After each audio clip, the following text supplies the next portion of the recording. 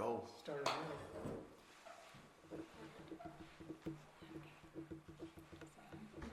Okay, we would like to welcome you to our work meeting.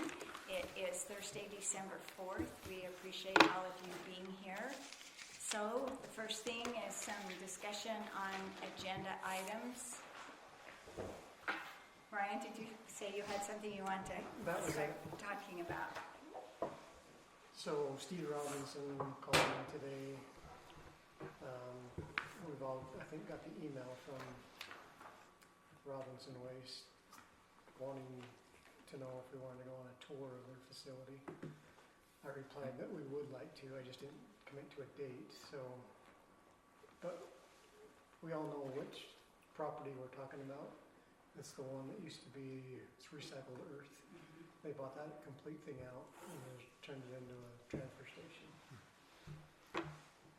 So anyway, he said he could beat the price, make a long-term contract on today's pricing. Just seemed like something we ought to consider or look at before we jump in the water. And I don't know what's going on with the county. I haven't heard anything about that. But. So on the agenda tonight, which I was going to bring that up also, because you know we had this interlocal agreement that was in all of your packets on it. So I received an email yesterday from the counties because they've been contacting all the mayors as well, and there were two main concerns that the mayors had. One of them is locking in the price, and the other one was currently in this interlocal agreement, this would be for a 5-year contract, and they wanted us to be able to give them 2 years if we were going to no longer be a part of it. So if, for example, we signed their contract and then we decided later on that we still would be obligated for 2 years with that. So they said those two things were the biggest concerns that mayors had, and so they were going to go back to the county commissioners and discuss it. And so they had requested that we not have it on our agenda. Well, that's a little late when our agendas are already established. And so I was going to bring that up anyway, to not have that be an item that we end up approving tonight, is this interlocal agreement. I did go on a tour at the Robinson facility already, and it is really nice. So I didn't realize, I thought Weber County actually used rail car to transfer the waste down south, but both companies use truck. It all goes on the freeway, no matter which company we use. But Robinson said they are actively pursuing a rail option because they have the rail line going through that back of their property. So something to consider too is getting trucks off the road. You know, so anyway. Well, so these are some observations I've made from going and touring it and with Weber County. I was really impressed with Robinson's. I think it's a really nice facility. It's not as large as Weber County. They are not open on Saturday, and currently they don't have some of the same facility capabilities that Weber County does. At first, what they had said was that they would give us $48.50 a ton, and you'd ask me, Ryan, how many tons that ended up equaling to be. And so I did a little math on that, but then I thought, well, maybe this doesn't really matter now, but if you take the amount of tonnage that we have, and if you want to, I could hurry and tell you this real quick. So Hooper City, because the county gave us what our tonnage was. So Hooper City is projected this year to have 4,698.52 tons, and they estimate next year at 4,700, so about the exact same tons, which is about what we've done in the past. So if you ended up figuring out the difference in the tonnage, it would end up being about $7,000. You take that by resident and you divide up how many of our residents are doing garbage, it's probably about a difference of $2 a family in Hooper. So some of my concerns were as far as like them taking, I can't remember now exactly it was. I can't remember if it was the tires, so I could be wrong on these, but there were a couple of things that they currently take at the Weber County transfer station that Robinsons currently don't take. That doesn't mean that they can't, but currently they're not. And then again, their hours weren't as long and they're not open on Saturdays, which I specifically asked them that so would you be open on Saturdays? And they said we could change. Well, for me, somebody that goes to the dump on a regular basis, it would be hard to have that transfer station closed, the Weber County. And the way that Weber County made it sound like is if all of the cities really didn't opt in, they would not have the means to be able to keep it going because they're relying on us, our garbage, going to their transfer station. With that though, we're really small compared to a lot of the cities. The only ones that have signed up so far, and then they told them that these other contracts, and it was Washington Terrace and Marriott Slaterville, that they won't plan on obligating them to, to them signing until they come back to us at our another WACOG meeting after talking to the commissioners. It really doesn't matter if some of us small ones don't anyway. If they happen to lose West Haven, they lose Ogden City, some of the larger cities, I don't know that the Weber County will be able to make it anyway because we are so small in comparison. Well, not only that, but if they start losing all these cities, they're going to have to increase rates to the ones that stay with them to cover the costs. So if we stay with them and all these other cities are bailing, our costs go up. I think what'll happen is either they have enough cities in it that'll make it worth it, or they will end up closing the transfer station. It'll be done. I don't think it'll be a matter of I don't think they could afford to keep it open if there was only like 3 or 4 of us small cities. So. But Stephen mentioned about coming to the meeting, which would be great if he would want to come, because I think this is also something that we could look into. I think we should really look into evaluating our garbage service, not saying that we want to change from Waste Management. They've been great, but I think it's always a good idea to get some other bids. I asked him the same question. I says, I know you're a competitor. Do you allow any company to dump at your transfer station? He says, yeah, anybody's welcome. He says, well, what about pickup? He's like, I can give you a bid anytime. Say the word. So, no, he understands the business. Yeah, yeah, So, yeah. Were they the ones that you had to purchase the cans, or do they provide them for us? I can't know remember. about Robinson. The other one, the blue can, you have to purchase those. Republic, you have to purchase those. Okay, so these guys I might don't have know their about own. Robinson. We I'm can not ask sure him. on Robinson's either, because I called Washington Terrace and asked them, because when you drive through Washington Terrace and all their cans are out, it says City of Washington Terrace. And so I called them and said, so who does your cans? And they say they buy their own cans. So, I'll have to ask him tonight. yeah, He's coming tonight, is that what he said? Okay. That's what he said. yeah. Del, were you going to say something? Well, I just wondered what he said he couldn't provide for. Well, I can't read. There's kind of a list of what they do provide. Yeah. I can't I'm just- remember. There was something. There were a couple of things that when they talked about it, they said that they weren't, and it was something I can't remember if it was like Maybe tires. biohazardous. Used oil, because I know the Tires. transportation It says takes used hazardous oil. waste, electronics. So maybe glass, they don't. cardboard, It could have been grease. oil. I can't. I mean, that's a pretty good list. Does it have Yeah. tires on there? No. Tires might have been one of them. Not specifically. And it might have been, I'm almost thinking it was like biohazardous waste, or it was something, when they said it, I thought, well, how many people really bring that? I don't know. Animals, maybe. I don't know if that's considered biohazard animals, dead animals. You know what? They don't take- I yeah. specifically asked him about animals because I've actually taken an animal before to the transfer station, and he said you would have to call and make an appointment. They don't per se, because I had asked him So that. Weber doesn't take them anymore. Oh, they don't either? My brother looked into that, and They you don't. have to take them clear up to 12th Street. Is it out to Moldings that you take him? Yeah, it's been a couple of years since I took it. So there was, but no, their facility looks really nice. I was really impressed with Robinson's. I hesitate losing the Weber County transfer station too, though. I think that, I don't know. So I thought, well, when they told us to wait, I thought, we'll see what they come back with the commissioners. Well, anyway, so I think I started saying, maybe I didn't finish So it. the First, price is yes. what we're looking at. First they said $48.50 and Weber County was $50, and that would have been that $1.50 difference. But when Steve called me the other day, he told me it would be $50, and that's what Weber County was $50. So the price would have been the same.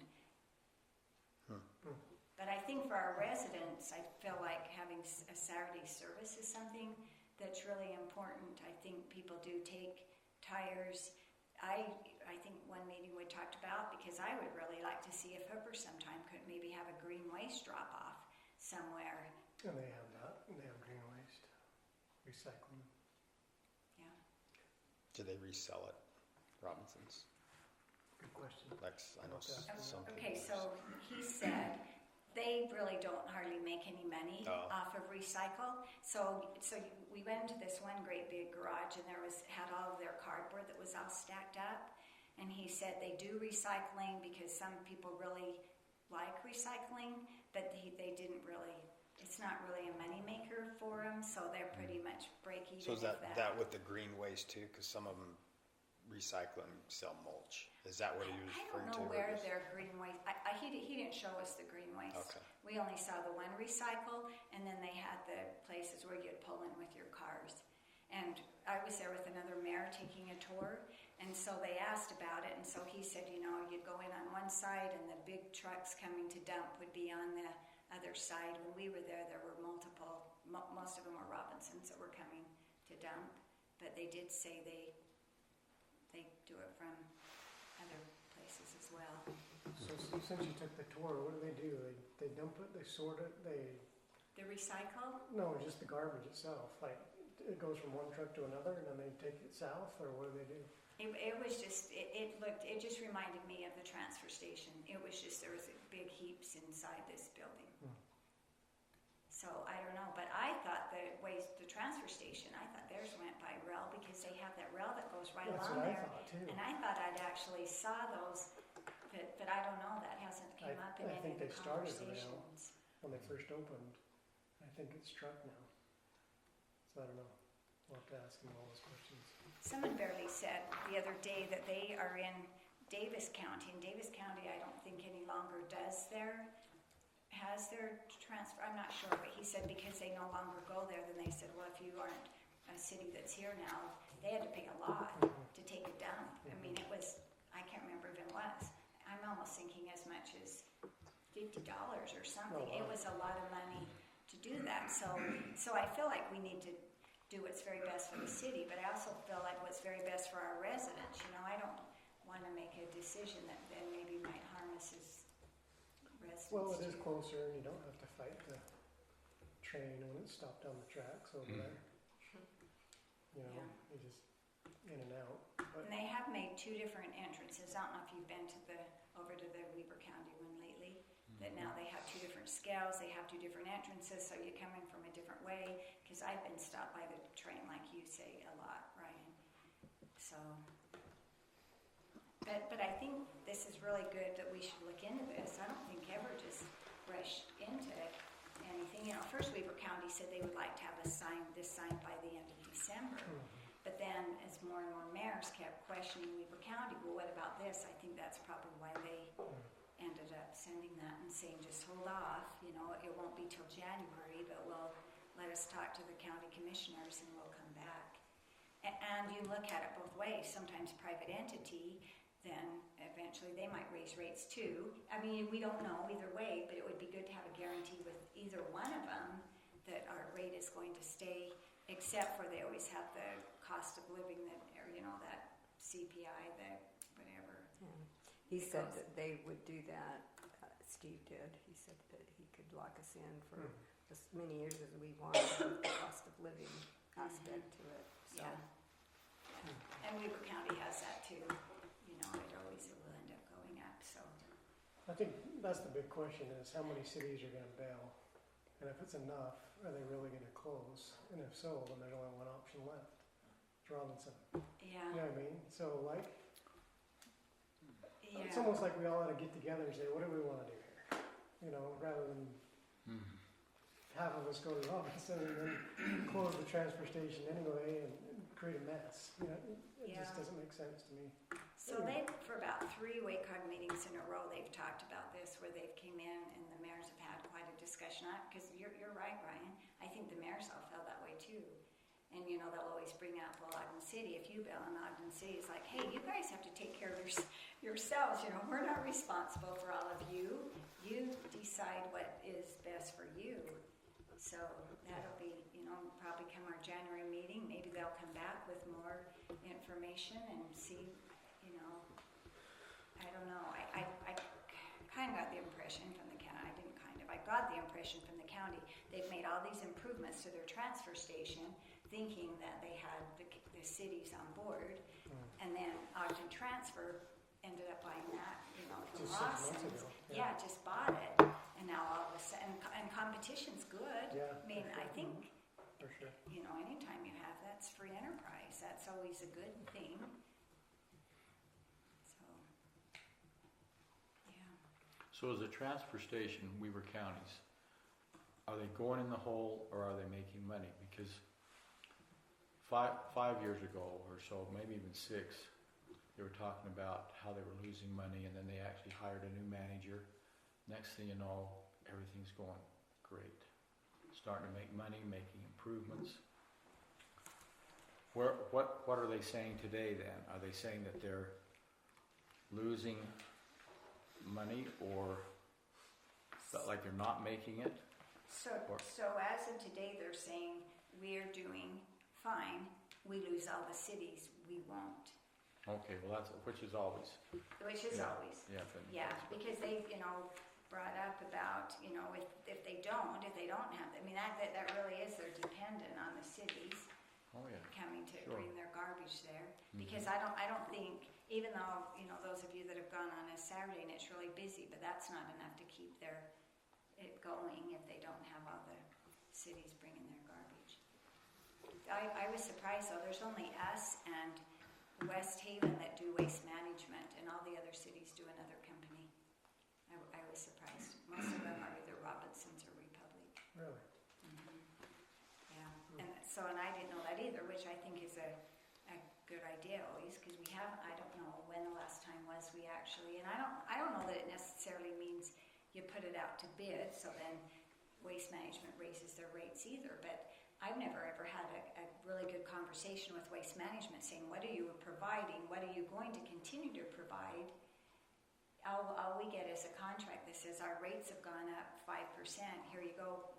You're going to pay us more. Mm-hmm. So I think it would be a really good idea to sit down with them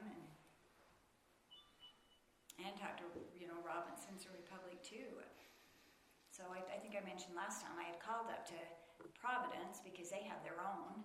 The city bought all their garbage cans, but they actually, because they were part of Waste Management, and so they were actually able to buy, they were part of North Logan, so they were able to buy their cans on a little less reduced rate, that if we had to buy, anyway, the prices, I ran it past Jared, and it seemed a little overwhelming because they bought 2 garbage trucks, and then anytime cans are broke, then they're responsible. And I don't know about you, but occasionally cans do get broke.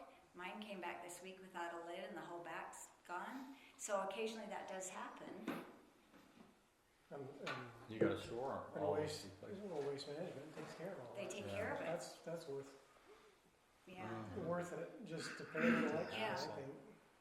yeah. You don't want to store a bunch of cans somewhere. No, so even maybe their price is more if you took into account how much it would cost to buy all the cans, because they were not inexpensive. Seems like, and I have all those numbers in another notebook, I didn't bring it, but I'm thinking it was almost like $65 and that might have been the used ones. Yeah, that's cheap. I think they were, anyway, so, yeah. But anyway, well, if he So- comes tonight, will he be during citizen comments? We'll Is have to he put him in citizens' planning comments to? Yeah, because he's unannounced, so, okay, yeah. Give him some time. yeah. When we do that 30 then, minutes times 30. yeah, I mean, is it all right with everyone if we then Sure. give him a little bit more Yeah. time, even 5 or 6 minutes? I don't know, I don't think that it should be a whole presentation where he doesn't necessarily on, but if we. I think we should let them go as long as we have questions. Just to you get, know? the main Yeah. questions Yeah. answered. Mhm. Yeah, He's making the effort to come here, so yeah. we should Yeah, because I come. think he lives in like Mountain Green or Morgan or somewhere. Where is he from? Or maybe that was his daughter. I don't remember. Because I met her as well. Okay. Any other discussion on agenda items? I kind of went through and typed up, and then I forgot one after that Jared had mentioned on ramp grant ideas. If, let me just pass these out to you, and these were some that we had talked about last time, but then I, typed up a sheet so that we can, and if this is something, it's a possible motion, if there is any, and certainly if we could come up with the means to be able to do it, because we'd have to, what we've always tried to do before with our grants is have most of it end up being either the in-kind, or we've been able to use the land as part of our match, but these were the ones that we had talked about in our last meeting. What kind of capacity would bleachers on the north provide us? Equal to the south or not? Yeah, as so much? the one, I don't know, probably, well, yeah, maybe. The ones on the south are about 500 seating capacity. These would be up above the chutes, so I'm not sure how many feet up in the air they would go. It would have to be somewhere that you would have access, probably on the east side that you would go up to get on them. Would probably have an exit going down on the west side as well. Probably not as much, we wouldn't want people using that as frequently though, because then you have all the tractor coming in and out and the, horses and this lead up that I added on there that I forgot, it has to do with, so this year we actually, it wasn't part of a grant, but we were able to purchase some return alley chutes, and he said this is something that goes along with the return alley chute where the cattle go through, that makes it easier. He said on the small set of portable bleachers, sometimes we need a smaller set than when our big are.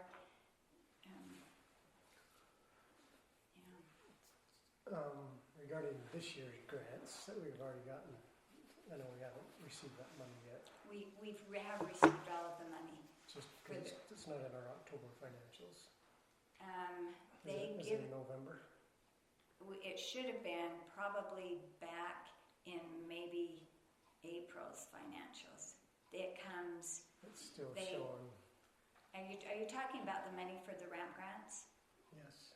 Yeah, they send them out pretty quickly. I don't remember what month it actually came, but it would have came because they approve them in March, and it's usually, and maybe it was in May when that money comes. So I thought we didn't get the money until we were committed and ready to spend it or That something is like only that. on the major grant. Major grant. On major grant, you have to spend the money first, and they reimburse you. On all of the other grants, you get the money up front. So it would have been. So let me look here really quick. It would have been here somewhere. I'm not sure exactly what it was, but we would have already received the money. So we've got the money and the funds for the grass around the pickleball court and everything. Yep, we do. Do we have bids for it or? They barely have like a conceptual drawing, and I know they talked about in staff meeting, and then it'll go out to bid for it. I know they talked about, because part of that was increasing the parking lot. So if you go from where the shop area is to where the other parking lot, there's that little kind of a dead spot there. So yeah, I think they have that pretty much drawn up, and then it was going to go out to bid. But our guys maybe could do most of it. They have to work on the cemetery, getting that sprinkler line put in. So depending on the weather, if they get that done, then they'll start working on this. If not, then they may bid this out to do the sprinklers out here. The parking lot will have to be bid out because they don't do that. Right. But as far as the other ones we received, like the Hubbard Tomato Days, that we already used the money. They increased the power capacity behind the bleachers that was on the east side of the bleachers, the west side of the park. That was already done, and then the other one was this out here. I'll find it. Okay. Give me a sec. Yeah, I know we've already received that money though, because it comes really pretty quickly. So do you think it was in last year's budget? If it was that early? It might have been, because Friend's name? Yeah, I mean, I she was has supposed to here on, mention him, like, so I've like got on our Sure approved it June is, I don't forget. 17th, it shows the $50,000 Tomato Days grant. Okay, here it is, page 21, under capital projects.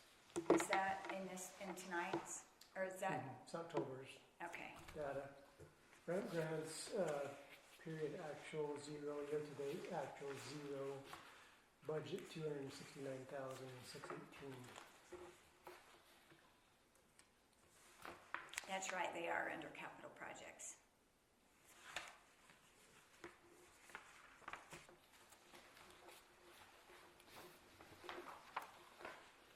So is there money we haven't gotten yet?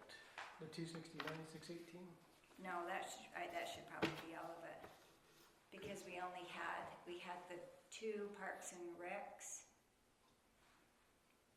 So And- if that's on last year's budget, then that needs to be amended somehow. But if it came this year after June, then that should show a dollar figure in year-to-date actual.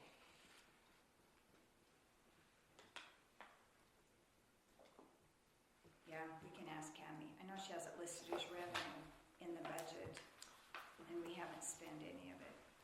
But some of it we probably by now maybe have from the, like I say, the Hooper Tomato Days. I noticed in here she said something about Hooper Tomato Days, but I haven't seen an accounting yet of Hooper Tomato Days with the additional grant of 50,000 expected revenues to be. So that was on the summary page. Did you see that? On the page 21? No, on for the tomato days, they summarized tomato days specifically because it was $38,000 over. But then he says with the additional grant of Yeah. 50,000 tomato days, we expect the revenues to be up from prior year. Yeah, So it should be in the black, $12,000. yeah. So we've already gotten that money too? The 50,000? I'm sure we have. I can check on that tomorrow from the county, but they always do send it. Because that should be totally updated too by now, if that's the case. I don't know why he's saying with the additional grant of 50,000 if we've got it 5 months ago. Yeah, yeah, I'm not sure. I can check with county. Anyway, it doesn't show, from what I'm seeing, it doesn't show he's gotten any grant money according to the budget sheets. Yeah. Yeah, I can check with her. And I can, like I say, I can call the county. They usually do. I remember us signing and having notarized the contract saying that we were to receive the money. So any discussion on this? Any of your thoughts? We have people all the time that ask about the sidewalk going to the restrooms and also to the military monument. I think that's probably a good thing for our disabled I think so too. citizens. Yeah, because they can take their wheelchair across the grass, but that's really hard.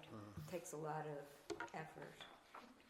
How many of the Parks and Recs grants can you apply You for? can apply for 3. For 3, okay. So we can have 3, and then 3 in the Arts and Museums grant. Last year we combined Hooper Tomato Days all together because it was our centennial celebration, but we can separate those out and have them be the rodeo events and then the concert and the dance. And we really couldn't think of, I asked today, Jamie and in the office if anybody could think of anything, and they really couldn't. After Tomato Days last year, we had talked about upgrading the ball diamond, because even if we only use the ball diamond for limited events, the lights on the ball diamond are old. I can't even remember how far back our brother-in-law said he was the one that climbed up the pole to put the lights on, and it was with a company he worked. So they're old. But if you had LED lights would be better, and I would see about possibly getting a scoreboard donated. There's some landscaping they said needs to be done, because when they used to do my sprinklers, I think I mentioned this before, they had to make a hump so the water, and so now they would like to level that out. And that was one thing. We also talked about having restrooms that are closer to the pickleball and basketball courts. And if you are thinking of that, something you'd want to do, they'd probably want to do that in the drawing when they do that. So you know, they could fix that in with the grass and sprinklers and, Are they talking about bringing all new fill material in? Because every spring and summer, that place is a total mass of goat heads about the So pickleball, to take I out mean, the about the current- baseball. on the baseball. Yeah, that would sure be nice. Take out with the current fill material and bring in like new, like clay material like normal ball diamonds have, Mhm. just to prevent the goat heads from coming back. It's really bad, the goat heads are. Yeah. I don't know if that can be in the grant or, Well, and that could be part of the landscaping, because they talked about that, doing that. And it would be nice, like I said, to have a scoreboard, but sometimes Pepsi or Coke or somebody's willing to go in on that, which would be something that we could look into.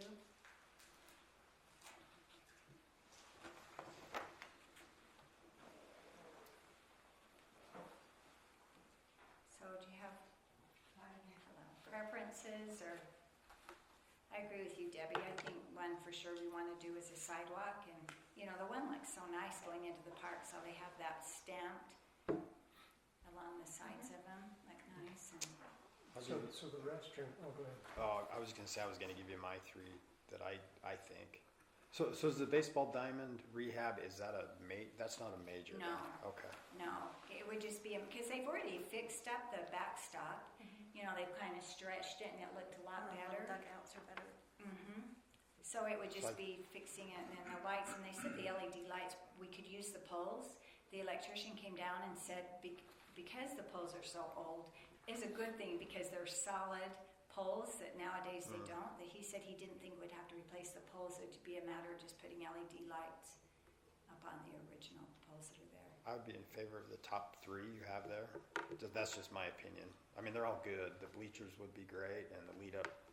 I know Jared probably pushing for that pretty hard, but I think more people, you know, you kind of look at who it benefits. You know, more. I think more people get benefit out of the top three you have listed there. That's my opinion, but I kind of thought the agree. same thing, Bryce. Yeah. Those were, and I don't even know how much the lead up would even be. And I think they were just kind of talking. Everybody always kind of has a wish list, and that might be for the bleachers. But I thought too. But again, you know, we would still look and make sure that we could cover our costs, because you always want to have 50%. But a lot of times, you know, we use our equipment, and we end up counting that. I think the first three look like good ones because I think they, as Bryce and you said, they benefit, I think, more people than the other ones do. Starting with major grant number one. Huh? No matter would be in a Oh, separate category. no, on Separate. Parks and Recreation. I was just gonna say the Three top restrooms bullets, by right? pickleball courts, I mean, we have these right here, they're close by already. Yeah, They're- The problem is they're never open. yeah. You know. The other ones And probably people would be are, The other ones Well, wouldn't be either. Yeah. people are there early in the morning playing pickleball Early in in the the morning summer. and late at night. Yeah, And so and that's aren't the not- lights on a timer? that's, Supposedly. Lights are- In theory, they theory. need a little work. So I don't know if they could they're never open when I come over. really. Like, Because can't you I pull program the it? door all the time. They're Yeah. on a good enough Program. timer as the parking lot lights. Huh. So the Never bathroom. Who's in charge of the timer of that? Of the bathroom, yeah. restrooms, Is there? maybe Steve, Yeah, I think But- Steve's but the- over that, but but the you can do it bathrooms with are, the phone. You can program it into your phone. yeah. And they're open from April through October, and the reason for that is they freeze.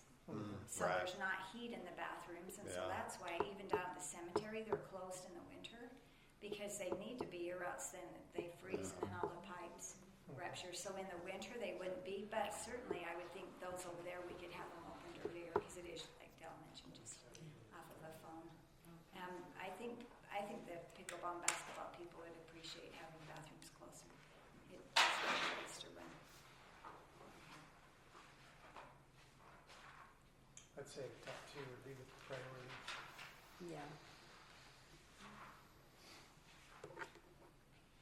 Yeah, the only thing I thought, if we were going to do restrooms over there, it would be good to get them in before we did the sprinklers and landscaping, if you think that's something we are going to want to do.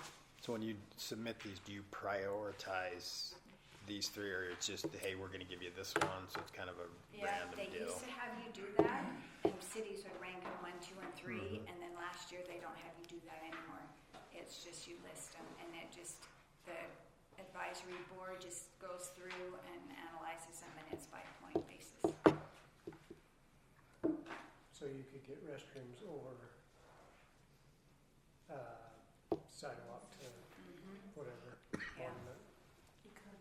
just because they choose that for you. Yeah, but one thing is with the sidewalk, and especially if we really emphasize about having it be handicap accessible, I think that's something that would be a real top thing, because they're probably thinking if someone is playing basketball or pickleball, they probably can't walk to a bathroom. Yeah, They don't, they go on the hill, but they could, so, especially our military veterans yeah, being unable to walk mhm, over to the monument. yeah, Grass is a little bumpy for a wheelchair. yeah. Yeah. And I don't know if on the major grant, if that's even something you wanna look at, we'd have to get prices.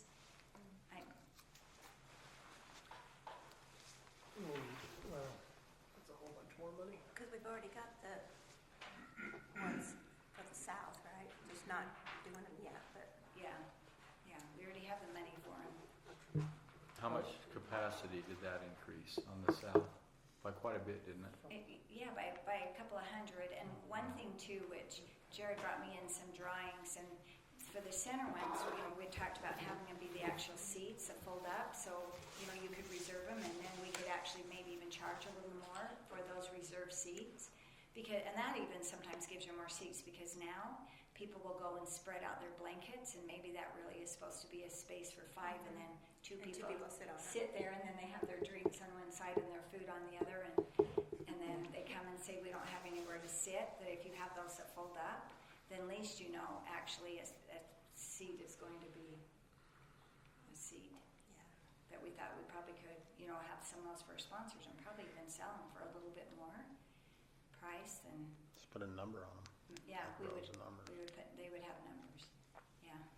Which would probably be a really good thing to do. For more money, we could have all of those with the seats, but I don't know, we'd have to look at the budget and see if there's even, I because think, they, I think just a few, it's fine.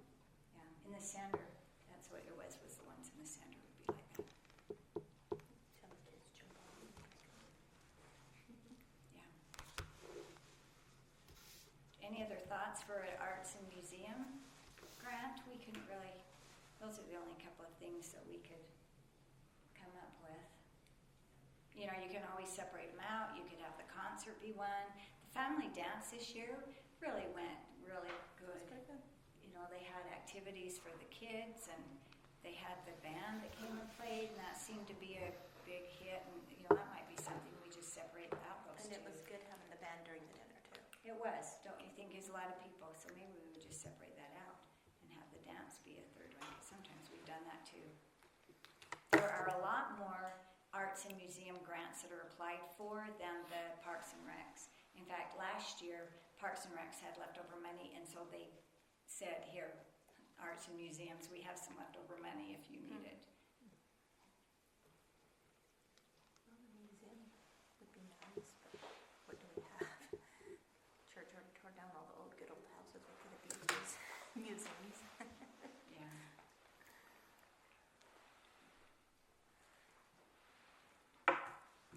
Well, be thinking, and we can, discuss this when we get up there.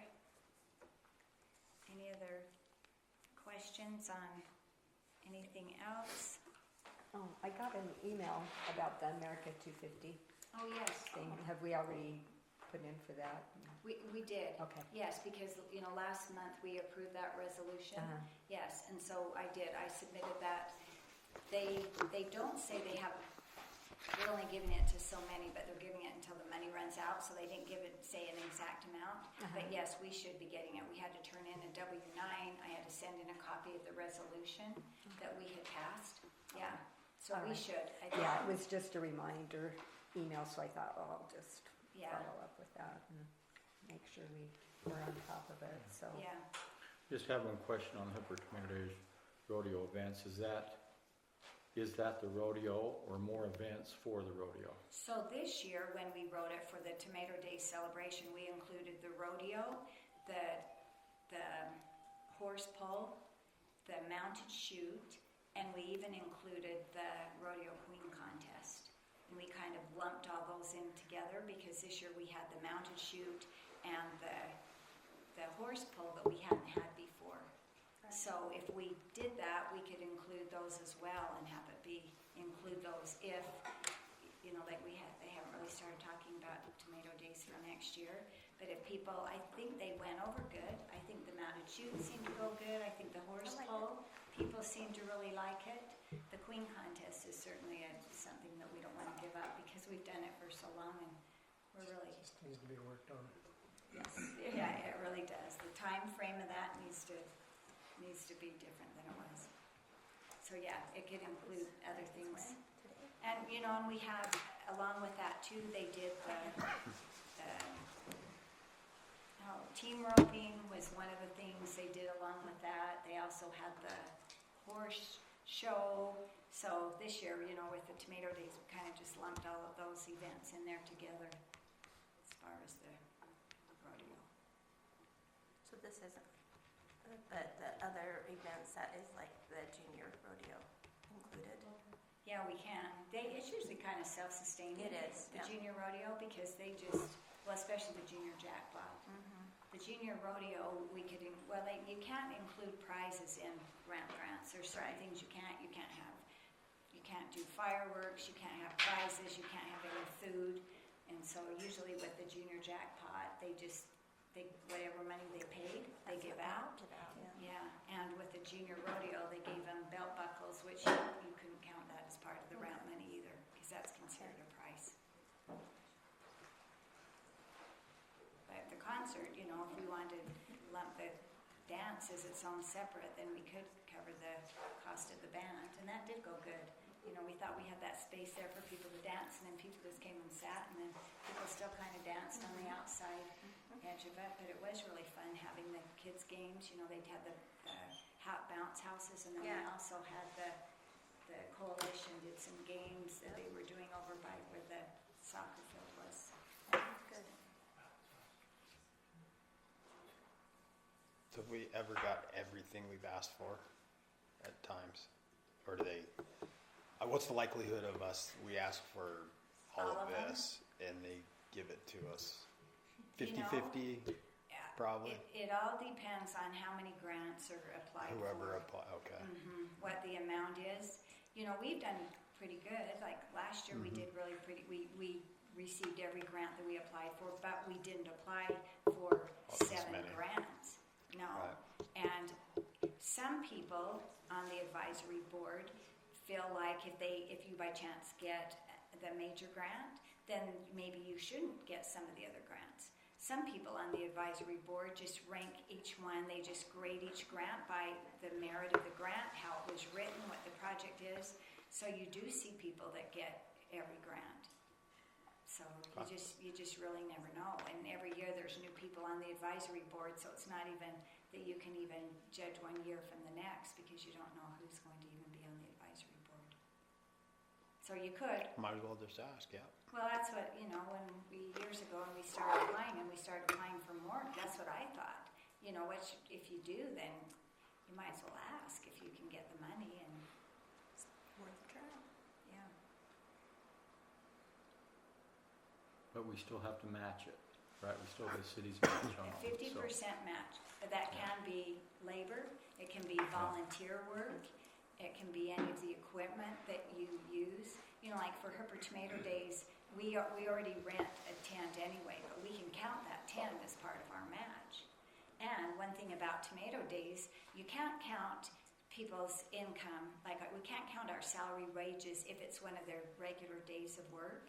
Well, one thing about Tomato Days, they're there on Friday, Saturday, they come down on Sunday to do some things. They're there on Labor Day, which is Monday. So any of that, you actually can count that towards your match. And for a while, they had a straight fee that you could only count $22 an hour no matter what the employee was. Last year, they changed that and said it really is whatever they make, you can count that. Yeah, that's good. So what we've tried to do in the past is we've just tried to not have it be any money that we're matching. We've, like we've used land as part of the match. For example, when you did the pickleball court, we had used land to match. We did the bathrooms down at the other park. We used the land as a match. Then we took equipment that we used, and so they will give you so much. So you can say, okay, we used a front-end loader. Well, that would cost $62 an hour. How many hours? They tore down the old bathrooms, and they had to haul all of that stuff to the dump. So we could use the cost of our dump truck and our employees, if it was not on their regular time, but the cost of a dump truck. So there are things you can use without it just being cash. We really do try to not have it have to come cash out of the budget. So I'll bring up something not on the agenda. I know the council in the past has talked about hiring our own code enforcement person, because I've fielded lots of phone calls lately about, hey, and in particular, one gentleman, he'll probably be here tonight, pleading his case again. I think I'm on his speed dial, which I don't mind. Is Rick back there? Yeah. Hey, Rick.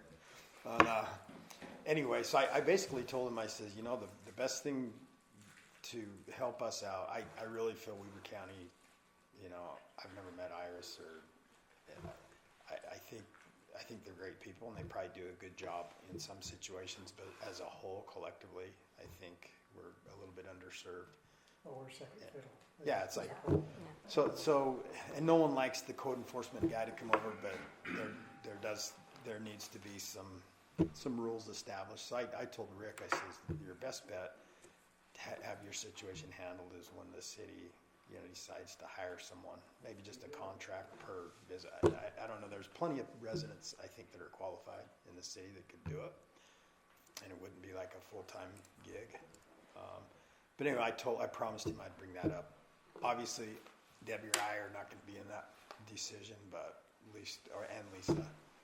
But at least you guys will have something to work on, which Something that's been on my mind for a long Yeah, time. so- It's that, why couldn't we hire somebody in our city part-time for the same amount we're contracting out with Weber County and get Right. somebody It's less than part-time. less than part-time and get somebody focused on it 100% rather than second fiddle all the time. It's like Bryce said, there's probably somebody qualified to do it. That's probably a bulldog, and that's what you need is somebody that's, unfortunately, that's Yeah, one way people listen. I think it would be a real advantageous. But it costs us almost the same amount of money Oh, or I agree. less. I you know. agree. And I'd like whoever it is to take the approach like, hey, we're not out there to be the Gestapo. Right. We're here to help, mitigate or have a solution to the problem so everyone can be happy, not to punish. I'm not interested in fining people so much as just, hey, be a good neighbor, basically is what it boils down to. Codes. still. Codes, right, absolutely. We don't make Yeah. codes just to ignore them. Sure. So it's like, we need Needs to be somebody that's going to enforced. enforce the codes. So, One good thing Go I on, think too would be to have her come, because she came to one of our staff meetings and it was really helpful. And I think I mentioned this before. One thing they have done is they really do have a spreadsheet now where they're keeping track, because we felt sometimes we didn't know. We didn't know who they'd gone, how many times they'd gone. Well, now they actually have a spreadsheet that they record how many times they've been to that person's house. And that's been beneficial too.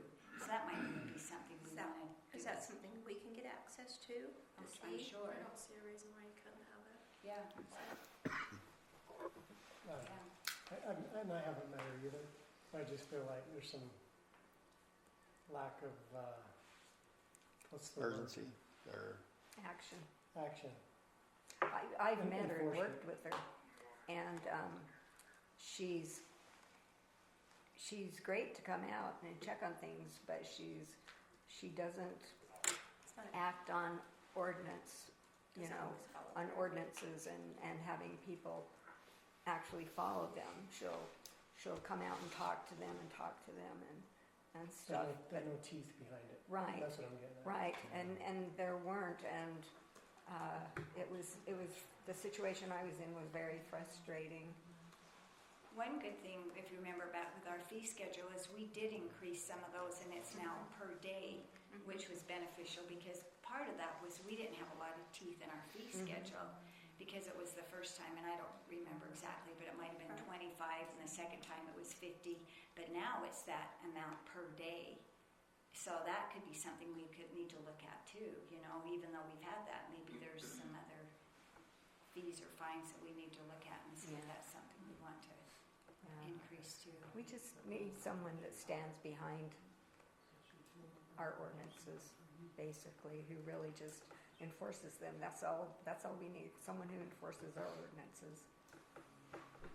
Bringing that up, our conversation just yesterday, is there a way to add something like that? And we would have to, you know, take care of it in a meeting, but add to that ordinance on the trespass. And We probably do. so, because there was that infamous Clinton family that's always panhandling around town and stuff with, you know, the sad stories and their children and everything, but they're everywhere all the time, and they were out down at the four-way by me yesterday, but by the time school was out, they were gone. So I think as soon as they saw the crossing guards come and stuff, they took off, but it's like, you know, that side's private property, this is private, it's all. You know, I was trying to find a code, and I found a code for trespassing. That's So all I could said, find too. If the property owner went out and said, you're trespassing, you can't be here, then that's, you know. That should be enough, but But do we have an ordinance yeah, against that? I know, We don't. we maybe need to look at that, yeah. Because you know it's basically a scam in this case, and you don't want people to get caught in that. Yeah. Anything else then before we move on, before our meeting? Okay, well, thank you. We'll move up then, our regular meeting.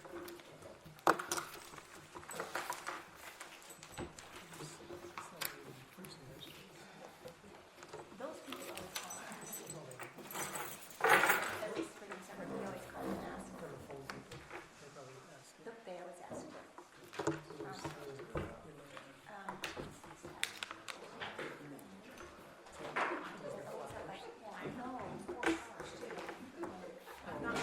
Oh, yeah, I did see them.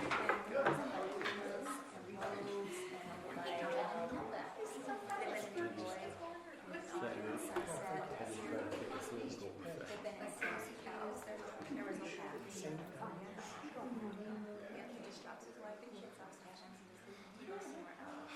Because of his job. Followed him one day. They had him since I'm sure. but yeah, but they always have they always have an out-of-state license, right? Uh-huh. And I didn't notice that, yeah. yeah, It's got- a couple years ago, the reason they have that is because they don't do gas money. Uh-huh. That was the sign. They do gas money because they're stuck, and they're not. So, you know, because they've been there before a few years ago, and I was like, when I looked, you know, and they tried to explain till maybe the, well, you first saw it, right? And they're like, no.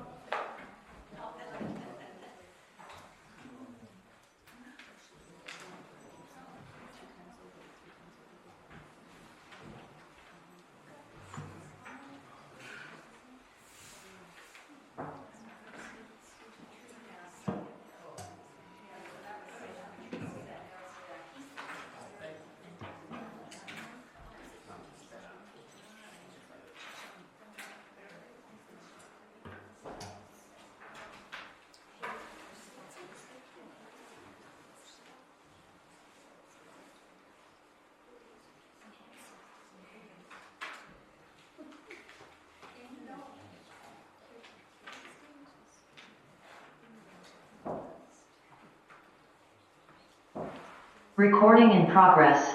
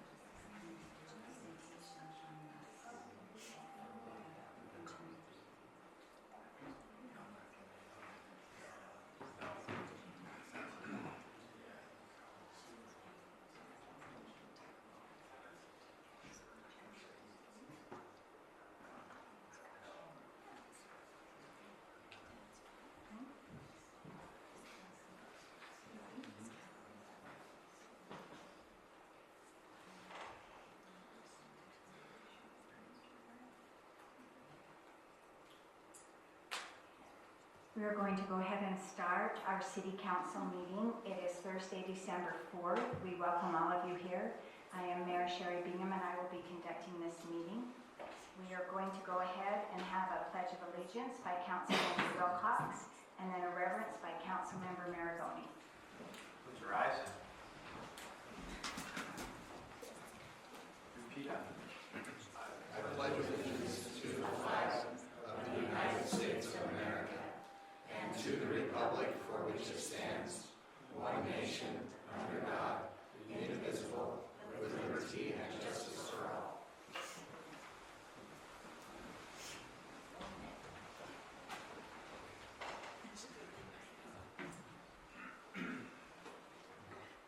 Our dear Heavenly Father, we are so grateful for the opportunity to gather as a community this evening and ask Thee to have Thy Spirit with us. We're grateful for the opportunity as a council to meet together and to enjoy the camaraderie that we have. We're also grateful for the citizens who have been able to make it out to this meeting and that they remain involved in city aspects and have their voices heard. We ask Thee to watch over our community and help us to remain a quiet, peaceful place, one where we can find joy and love. We ask Thee to bless us as we return home, that there may be no problems or issues, and that we may have a quiet night. And we say these things in the name of Jesus Christ. Amen. Thank you. So I just want to announce a few upcoming events we have. The December newsletter is on the website, and so we're doing those now monthly. Thank you to Morgan for doing our newsletter every month. So if you go to hoopercity.gov, you will be able to find that newsletter. Also, we have the Hooper City's annual scavenger hunt. So you can see copies out there. It also has been on Facebook. It's also on our website. So drive around, take your children, go with family, and there's different places that you can go and check off. And then when you have those checked off, then you come back into the city and you will receive your award for doing that. Another event we have coming up is on December the 13th, and it is Wreaths Across America. And we decided to do this just a couple of weeks ago, but we're really happy that we have 159 wreaths that have been donated to put on the veterans' graves at Hooper Cemetery. So it's going to be on the 13th at 10 o'clock in the morning. There will be a short 10-minute program. We'll have the national anthem. Hooper School Choir is going to sing. There will be someone from every branch of the military that will come. And then the wreaths will be taken and put on the graves. We have about 450 veterans in our cemetery, and we're hoping by next year we'll be able to get enough. We can put one on every single veteran, but with only 150 we can't. And so where we are starting is with our World War II veterans. And if any of you have been down to the military marker that's down at at Hooper Park, there is an old marker that used to be in the southeast corner of the park that lists the World War II veterans from Hooper City. And so we have about 65 names that are on there that are buried in our cemetery, and so we're going to start with those. And then our staff has been going through other World War II veterans that are buried in our cemetery. If you by chance have a family member that is a World War II veteran that is buried in Hooper Cemetery, come and you will be able to take that wreath and place it on their grave. So we think this is really a nice way to be able to honor our veterans, and it is a really nice program to do. Okay, the next thing on our agenda then are public comments. If you'll come up, you have 3 minutes. If you will state your name, Morgan will be the one that will give you the time sheet that will tell you, and when your 3 minutes are up, if the red comes, then you will be asked to sit down. So are there any public comments?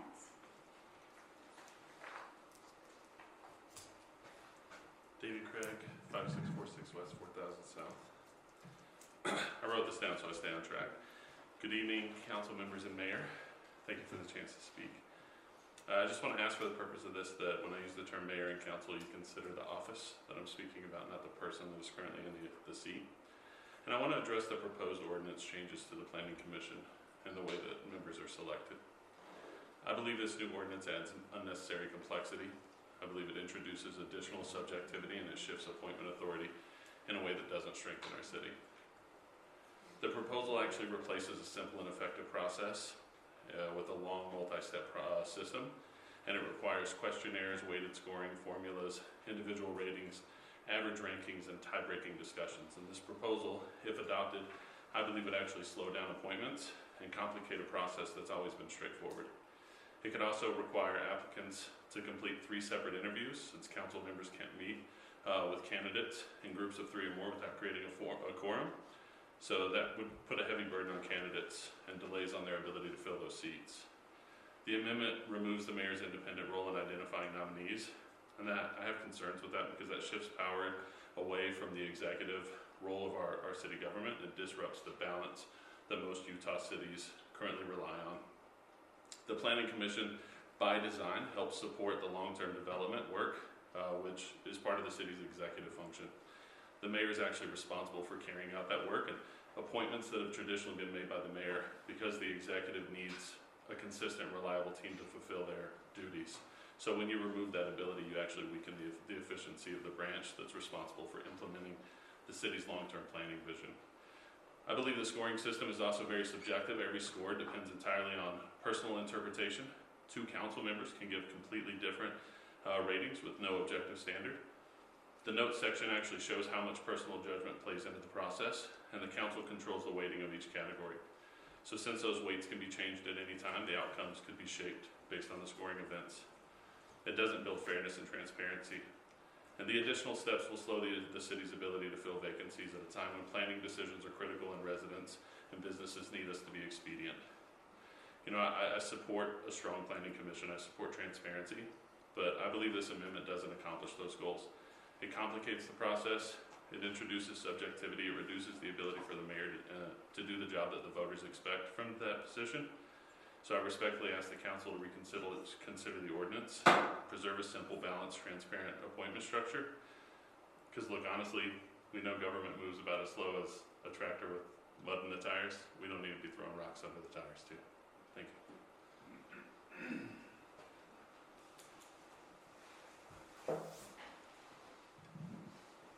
I'm Stacy Greco. I live in Hooper.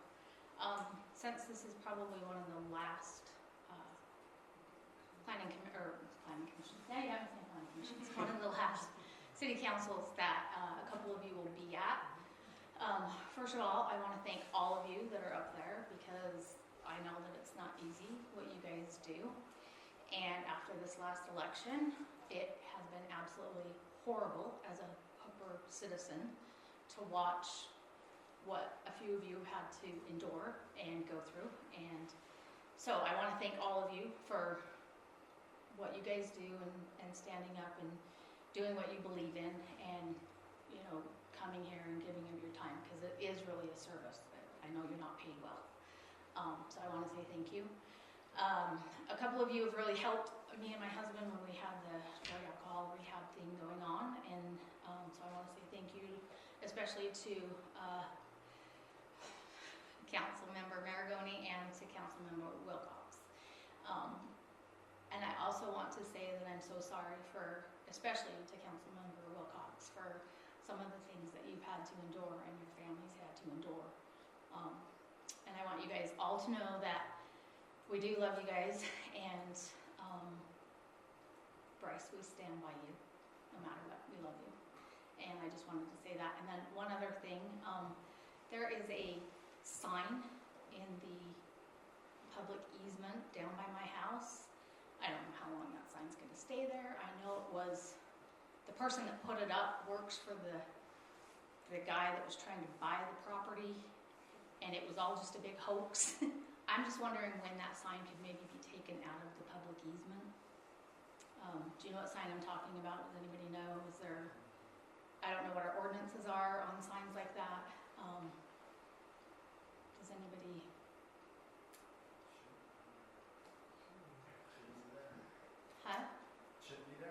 shouldn't be there. It's in the public easement. It was a big hoax anyways, and it's talking about something that I don't think was ever really supposed to be. But as the city, I mean, can you guys take the sign down since it's in the public easement? I can certainly check with our Public Works on Monday Okay. and ask about that. I know with the work they're going to be doing along 5100 West, that work will be starting in the spring. It will probably most definitely come down anyway, because there'll be some other work. If we could, maybe it's been up there for more than 6 months. Maybe we could get it taken down now. Yeah, That would be better. I can ask on Monday. Okay, thank you. Uh-huh.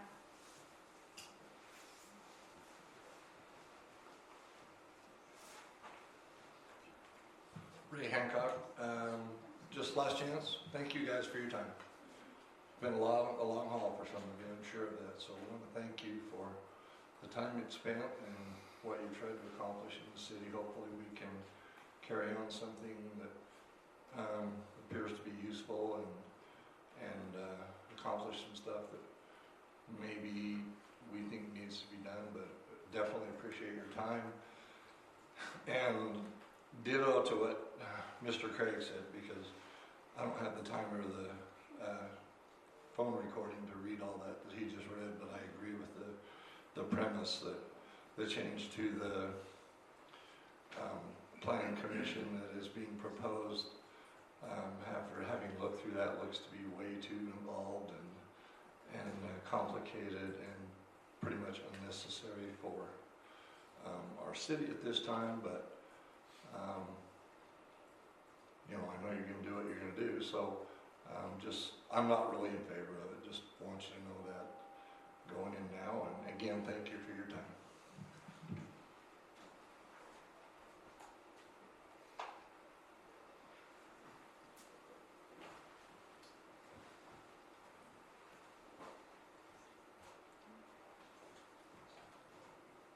My name's Rick Wells. I'm sure you already know me.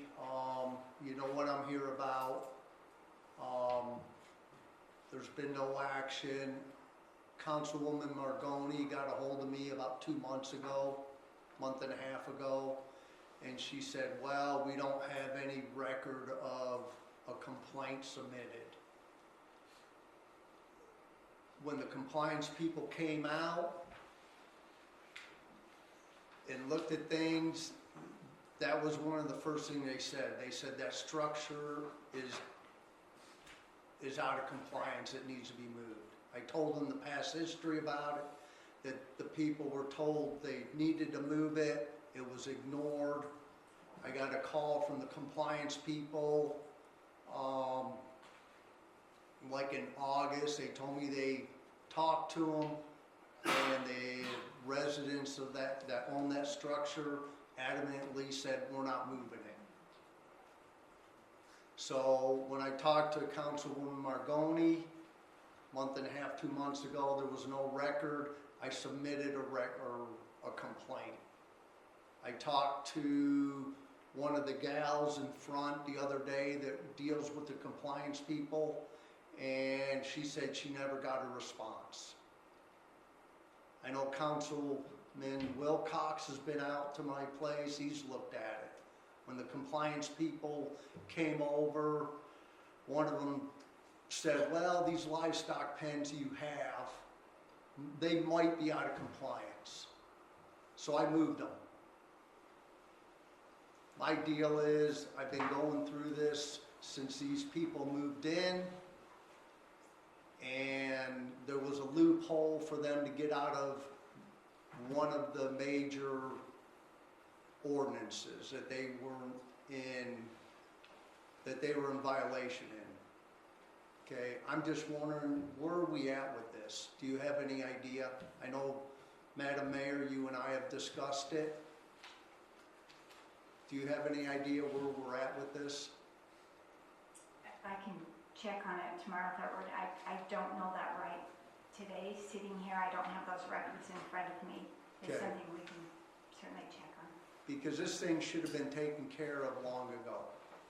And while I'm here, I wanted to say thank you to Councilman Wilcox and Margoni for taking the time to investigate this.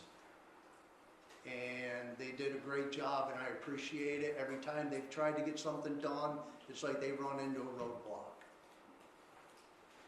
So, thank you.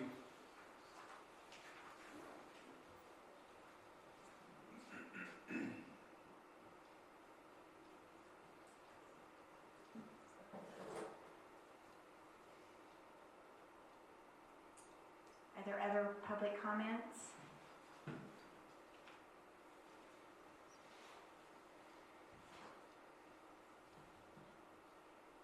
Mr. Robinson, would you like to come up? I know we talked about in work meeting that you were going to come and you would have a public comment, so if you'd like to come up.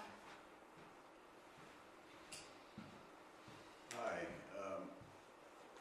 I just mainly was here to answer any questions if you have. I've talked to several of you today, and the ones I can get a hold of, and kind of went over some things. And but anyway, I'm with the Ogden Transfer Station, and Mayor, you've been out to tour the facility, and invite anybody else that would like to come out and tour the facility to do so. We just mainly here because, you know,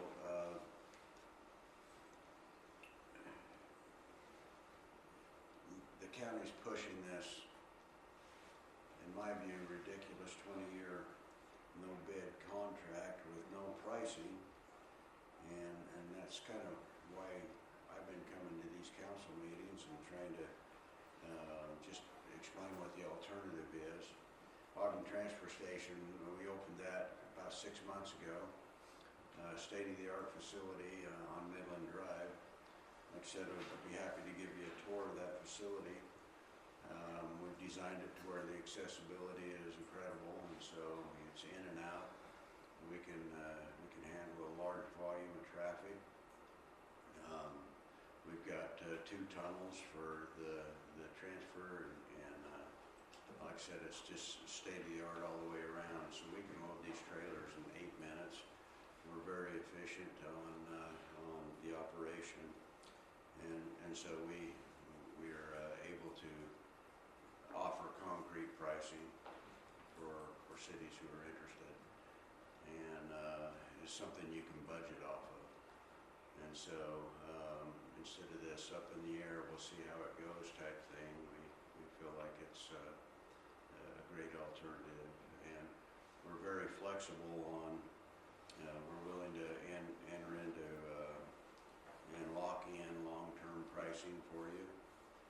There would be a standard inflation adjustment with an index that you would know what it would be from year to year, and you could you know, have that confidence in what your rates would be and what the rates are for the residents. So we also have had requests from some that say, hey, you know, maybe we don't sign a contract with anybody, and we're open to that. We just want to be a good alternative. We feel like our rates are always going to be very competitive. Like I said, the service, we can offer any of the services that the county does.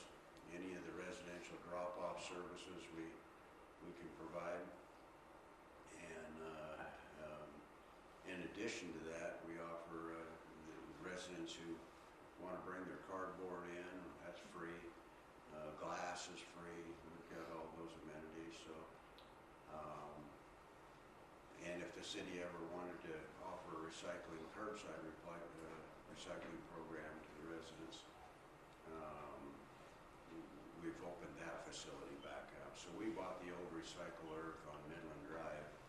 They shut down, and we bought that and reopened the MRF, and it's a bona fide recycling program. So it's you know, we got a very high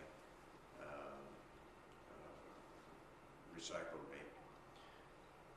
In addition to that, we built the transfer station. So kind of a full service operation there that we can accommodate. So you know, just mainly wanted to be here. You know, we feel like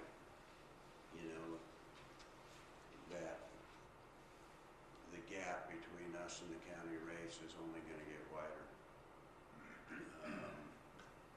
We just got a very efficient facility. We know our costs now. We're right on what we projected.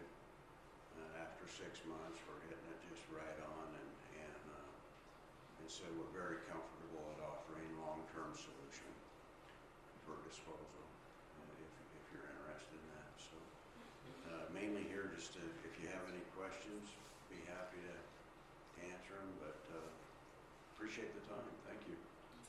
Do you, question for you. We kind of talked about this in our work meeting.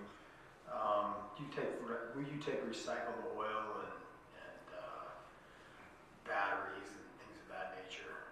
Household hazardous waste, we will. Okay. So we're not equipped to take, and neither is the county, to take large volumes of commercial stuff. That's not what you're about. You're about your residents. So yeah, we do. And we take the green waste. We can do that. All of those drop-off services. If you just have extra trash, cleaning out your garage, whatever, barn, we offer that as well. So. Regarding the green waste, do you recycle that green waste at your facility and then turn it into mulch, or what do you do with it? We'll make an agreement with the sewer district, and it will be recycled though. Yes. So it goes out to Slaterville, to the sewer district? That's the plan. Yeah. Okay. We had another question. Saturdays. Will you be open on Saturdays for residents to come and? Yeah. It's a big cleanup day for a lot of people. So. Right. And we'll just keep expanding that as the demand grows. And so Saturdays are a light day for commercial. Commercial guys can get in and get their routes done early, because there are limited routes on Saturday, and we can get that all done early and have the whole facility pretty much available for residents. And we'll just keep increasing that as the demand grows for it. I talked to you on the phone today about everything's trucked, he said, down south. And we talked briefly about the rail car future. And my thought is just getting traffic and trucks off the road. Yeah. How do you feel about that? Do you have plans for that? Don't know what's all involved with that, to be honest, to make that happen. I know the rail spur is right there by our yard, so we have that option. But I'm not as up to speed on what those possibilities are, to be honest. We've got there's a landfill out in Promontory that provided the volumes come in, and that could be an option in the future to get the traffic on going south, going out that way. So there's options for disposal as time goes on. But Davis, Weaver, us, we're all trucking it south right now.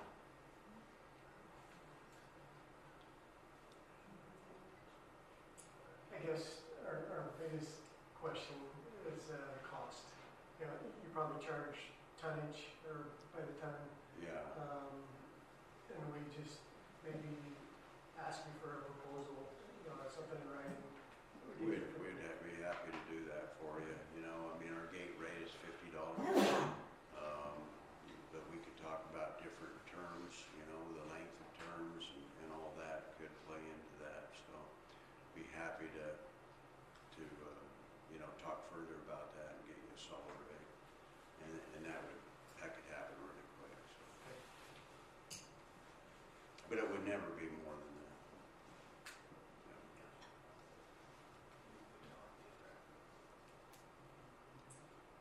I know what your name is, but would you mind just stating it so we have it on the recording? Sure. Yeah, Steve Robinson. Thank you. And you do the weekly pickups too, right? You have that. We do have cities, and so we are a hauling company. Robinson Waste Services have been around forever, and so we've expanded into the disposal arena now. So I think you'd be interested in that as well. What other cities do you service in Weaver County? just Riverdale and Weaver County.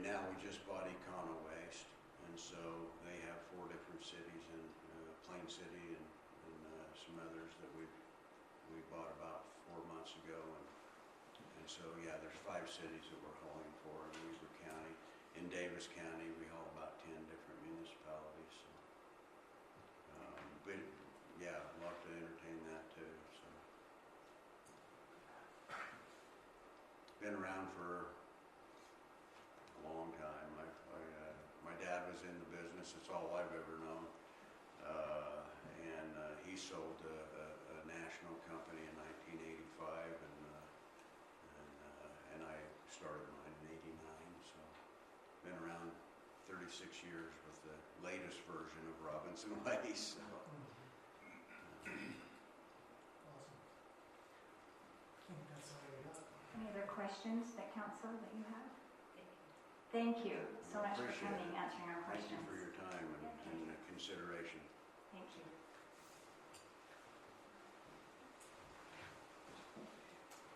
Any other comments? Okay. Seeing not any public comments, then we're going to move on to our consent items. The first is the approval of the revised minutes dated August 7th, 2025. Hopefully council's had a chance to look through those.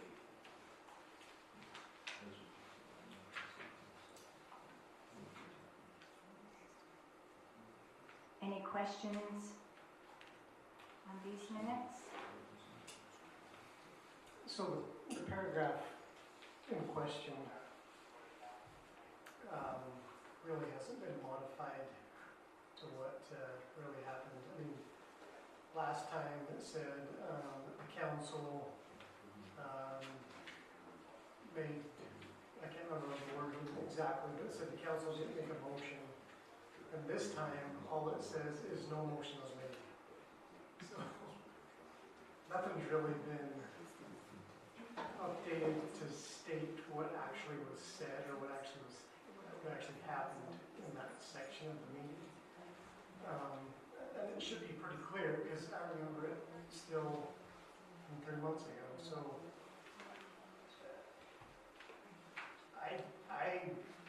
I mean, if it takes me coming in and sitting down with whoever's listening to the recording and saying this needs to be recorded, then that's what I can do. But I recall that the council was in a discussion about this item, and during that discussion, our legal advisor jumped in and says, "It looks like the council doesn't have any motion to make, so we'll move on."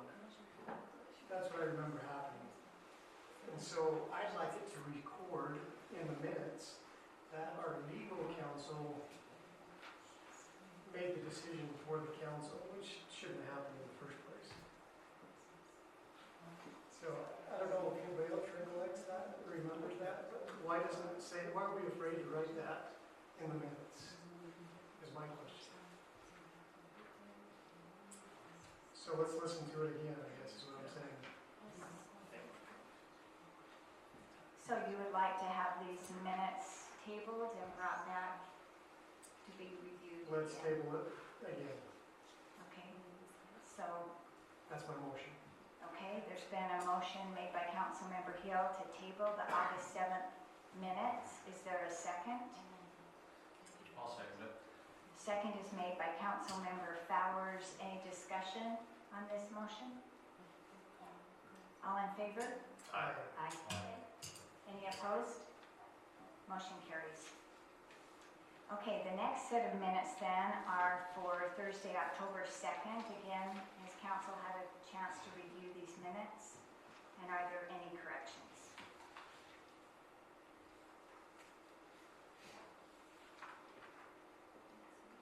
If there aren't any corrections, then I will entertain a motion to approve these minutes. I'll go ahead and make a motion to approve the minutes of Thursday, October 2nd, 2025. The motion was made by Councilmember Northrup. Is there a second? I'll say. Second is made by Councilmember Hill. Any discussion on this motion? Seeing no discussion, all in favor? Aye. Any opposed? Motion carries. Okay, the next thing on our agenda then is we have a public hearing for the Hooper City Parks Impact Fee Facilities Plan, known as our IFFP. So I wondered if we want to have Taylor maybe to explain this a little bit, what it is, before we go into our public hearing, and then after he's done with his explanation, we will move into our public hearing, and you again will be able to come up and have 3 minutes. So Taylor Stauffer, our city engineer, we will turn some time to you. Thank you. So this process that we're going to go through is to update the impact facilities for the parks and trails.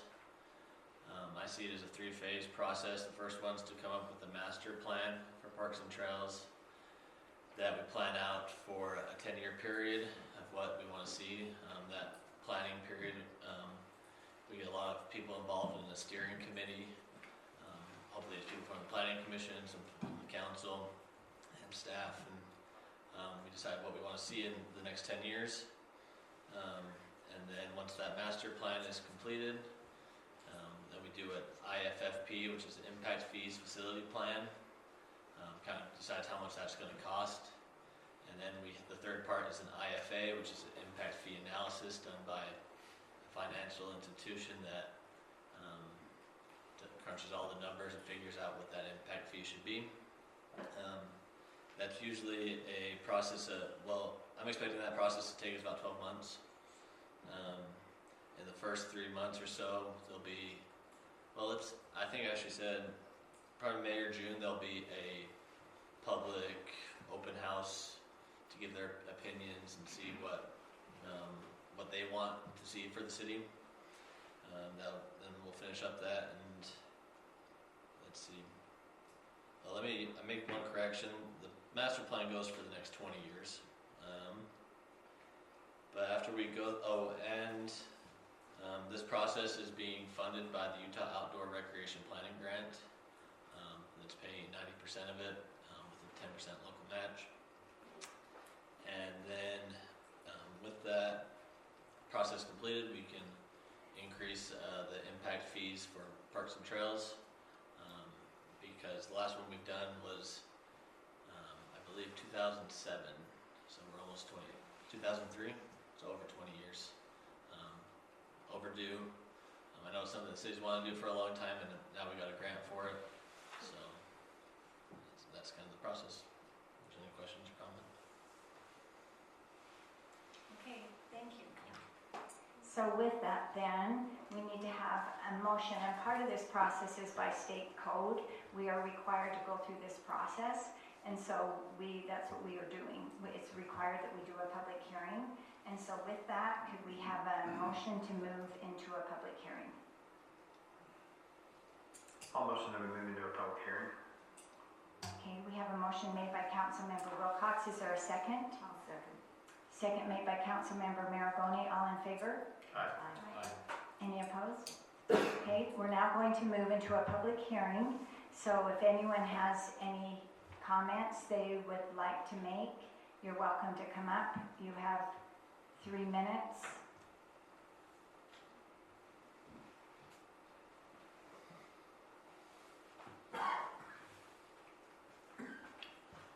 Ray Hancock.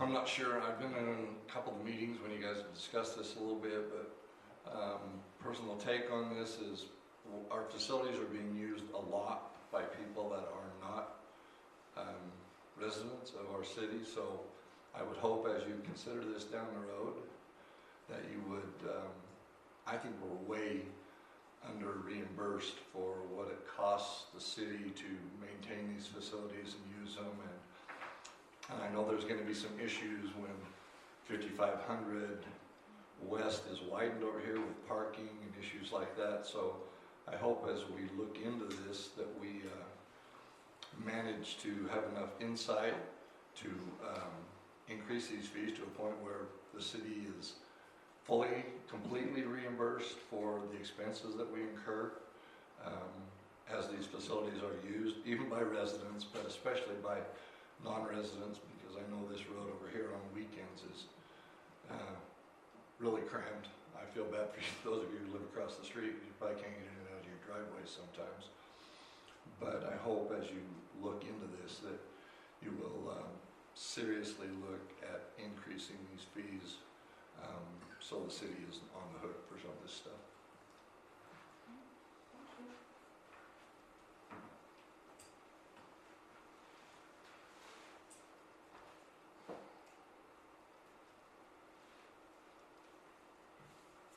Okay, seeing no other comments, we need a motion then to move out of our public hearing into our regular meeting.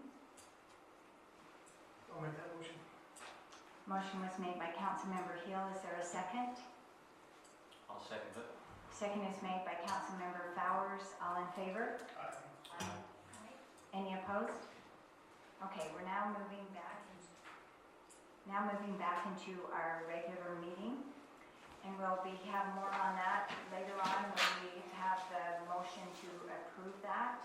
So the first thing, we have a discussion item on city-owned properties.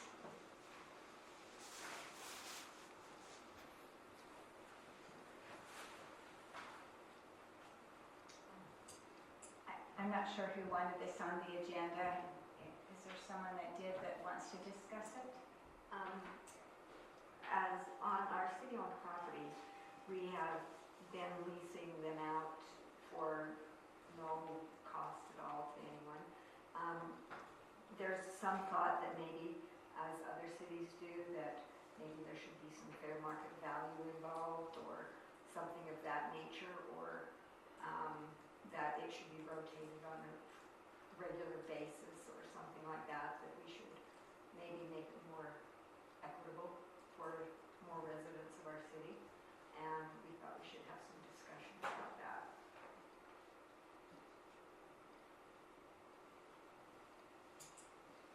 Can I put Darren on the spot? Yeah. I know him and I had a discussion about this, and he had some good advice that maybe he wouldn't mind sharing with all of us regarding this and what we should do moving forward.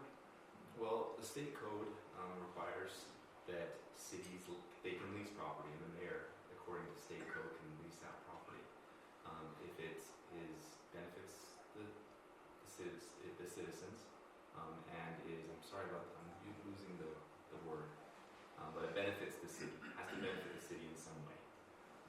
Some cities, other cities I work for, they require that if they lease property, that it has to be for fair market value, and if not, then it needs to come to the council for a vote.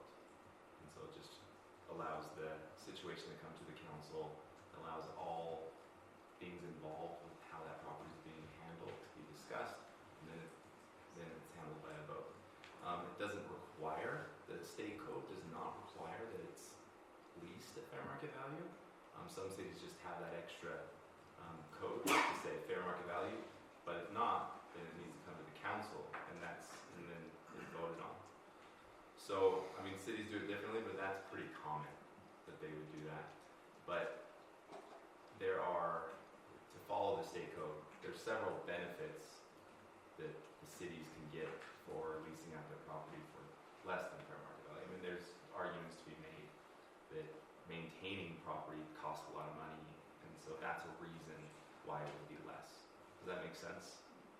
But that's basically the conversation we had, unless you have any follow-ups. So when it comes time to address a particular piece of property, how do we go about initiating that action? If we don't have an ordinance in place that governs that, then we just go off the state code? Yeah, the state code would allow the city and the mayor to lease out the property. So January 1 every year, we say, okay, we've got all these properties, what are we going to do with them? That's the conversation that we have.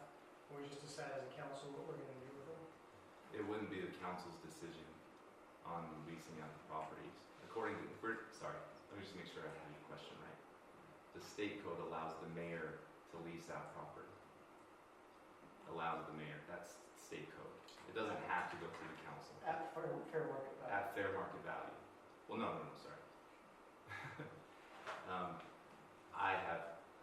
So the state code allows the mayor to lease out property. for the benefit of the city. It just has to benefit the city. Other cities have limited that and have the code specifically say if the property has to be leased out at fair market value. And if not, it would be brought to the council for a vote. Does that make sense? So the city gives the power to the mayor that they have the authority to lease out the property. And other cities have come and limited that and said it needs to be fair market value. If it's not, then it needs to go to the council for a vote. So what about in regards to controlling nepotism and leasing those properties? I mean, if it's not fair market value, then if you have that code implemented, if you have a code implemented that addresses the fair market value situation, then if it's less, then it's brought to the council, and those type of things can be discussed, and then you would vote on what you felt was right. So who establishes the fair market value? Because it cannot surely be just the mayor making that decision. Is there a mechanism to do that? Their appraisals and cities would use like. So as long as an outside entity was appraising the value of it. I'm sure you could put that directly in the code, but for example, the code I have. I think Ryan's kind of hitting on the real reason, because we have several residents that want access to a couple of these properties because they want to farm it, and honestly, one of them is right now farmed by a future city council member, and the other one is by the mayor's son. And so, I know our public works guy leased one several years ago, and he took a rash of crab for whatever because he worked for the city. So I think we ought to play fair.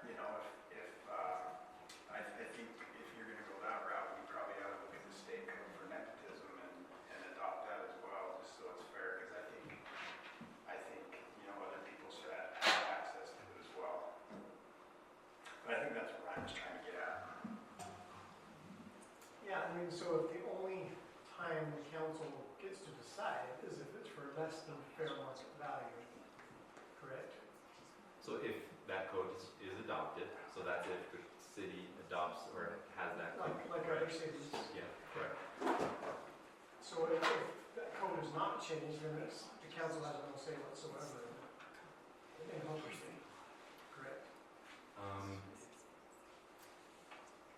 If we're just looking at state code in Hooper City, I have to look at the city code directly if there's anything on it. I don't think there is, but I'm not positive that we have some kind of restriction there on leasing.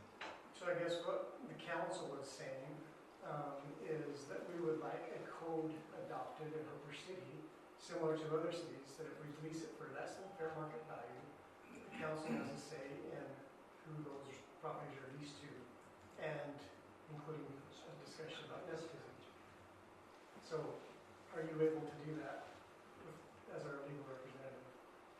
I think, so they were requested, I've sent out possible codes that other cities have used. And I think those things could be looked at and discussed with each of the council. Okay. So since this is on the agenda, Okay. and it's possible that we can make a motion on anything on the agenda, I'd like to make a motion to task legal for Hooper City to create a code similar to other cities to do exactly as we discussed.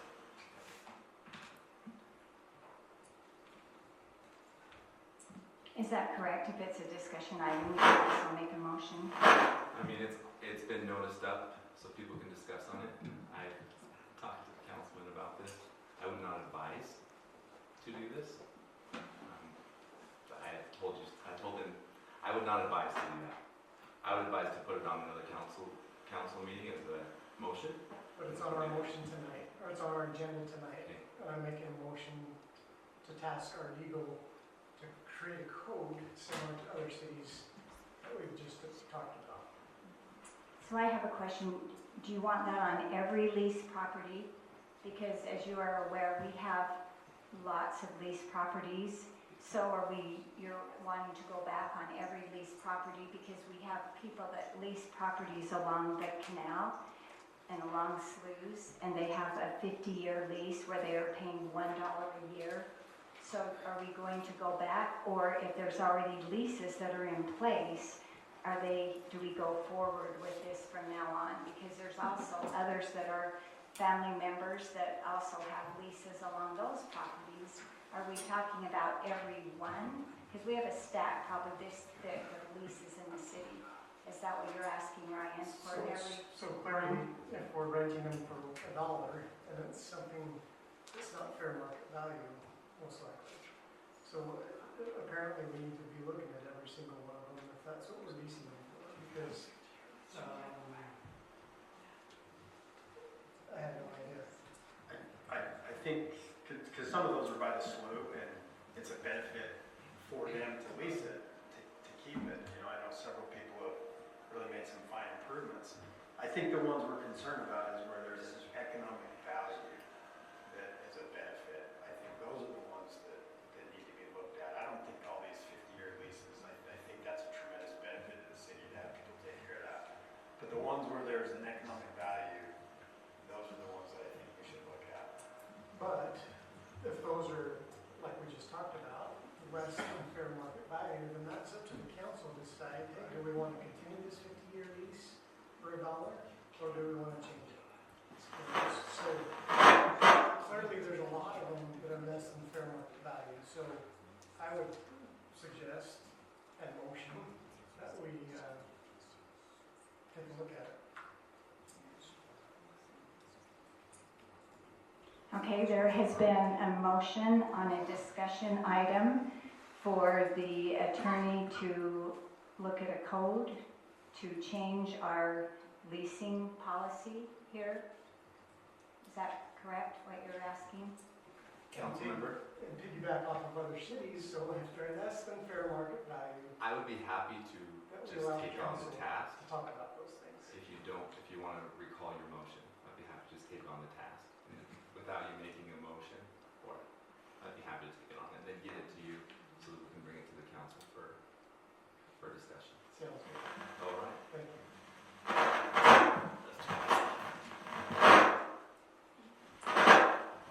Okay, so the next thing on our agenda then is a discussion on the October financial statements.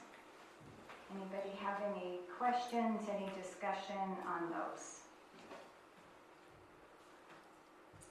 There's a PowerPoint I just want to go over really quick. There's just 4 slides, I think, on this one.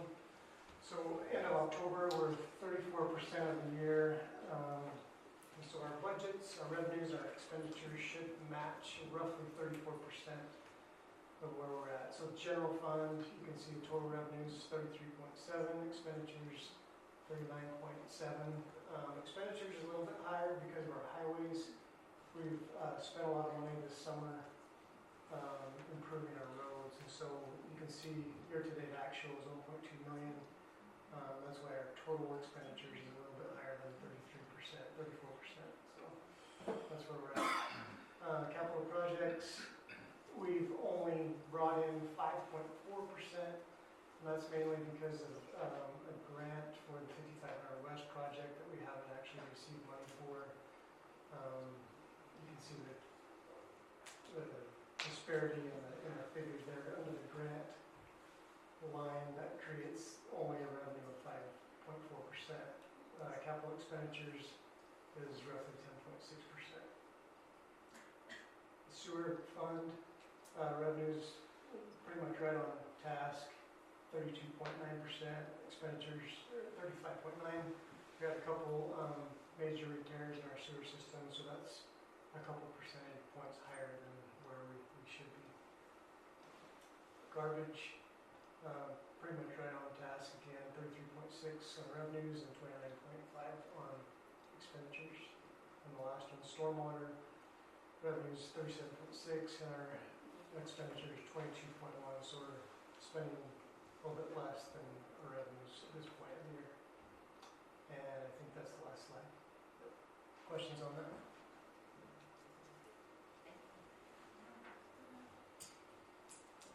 Okay, thank you. One more thing, sorry. Like we talked about in our work meeting, I pointed out that the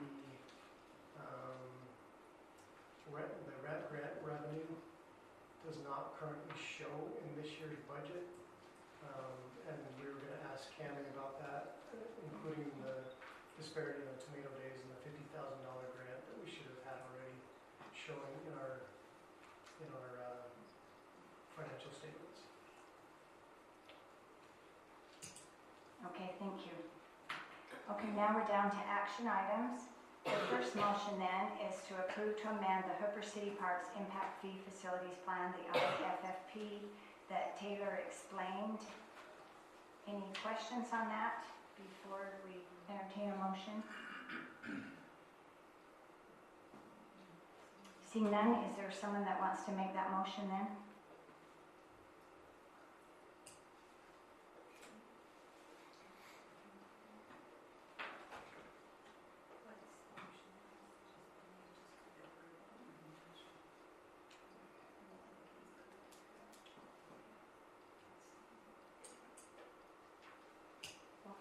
I have just one question on this. Sorry, I was just kind of thinking through that, but does this impact fee does it also involve new developments that come into the city? Because that hasn't really been discussed. It was mainly just kind of, aimed towards those who are renting the parks and things like that. But this impact fee involves when a developer comes into the city, what fees he pays for the increase of residents that are coming to the city, and is that correct? Yes, that's what the impact fee That's study is, yes. And the last time that we, as Taylor mentioned, it was 2003, the last time we updated our impact fees for parks. And so you're 100% correct, Councilmember Fowers. It's for the new builds that are coming in. So first what you have to do is, like he mentioned, you have to do the plan, and then it comes back, and then after some open houses and they do some evaluation of what it's actually going to be, then you have the impact fee analysis, and that's when they will determine how much each new lot, a new home that's being built, what that impact fee would be assessed to that lot. Right. So my thought was, as we were heading in a direction about, in a direction of park rentals from people that are using it, as opposed, we didn't really bring up the impact that, increased residences have on our parks. So if that's clear, I would make the motion to approve and amend the Hooper Parks Impact Fee Facilities Plan. Okay, the motion was made by Councilmember Fowers. Is there a second? I'll second it. Second is made by Councilmember Maragoni. Any discussion on this motion? I just have one thing. What was the cost associated with updating this plan? Where did that money come from? So as he mentioned, we did receive a grant for this, and this is in your budget, and I can direct you to that page. We received an $88,000 grant for this, and our portion was $17,600 that we will be paying to do this. And if you go to budget on page 1, that was approved on June 17th, these numbers are listed in our budget for this year. Appreciate it. Any other discussion on this motion? All in favor?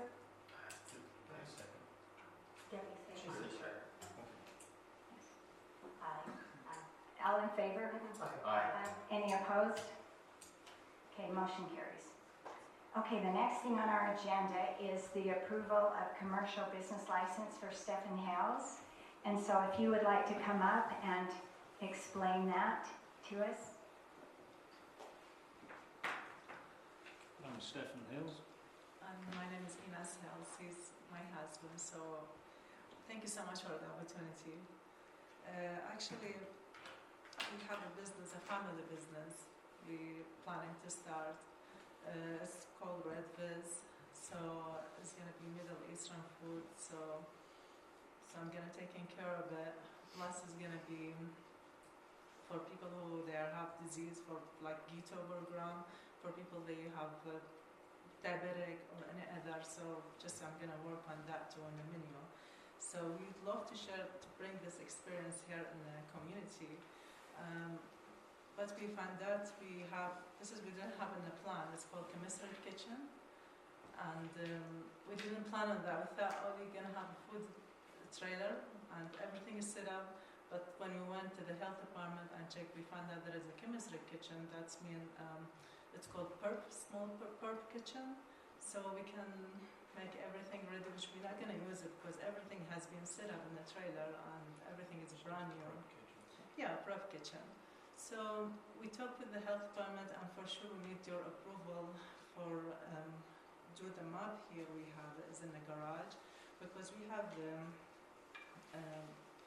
plenty of room in our house to have a little corner in the garage right here. And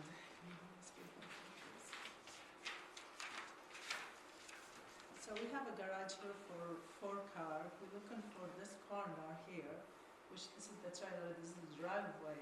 So this is going to be a small chemistry kitchen. We just have 3 compartment sink and hand wash. And 95% we're not going to use it because all the business is going to be done in a food truck.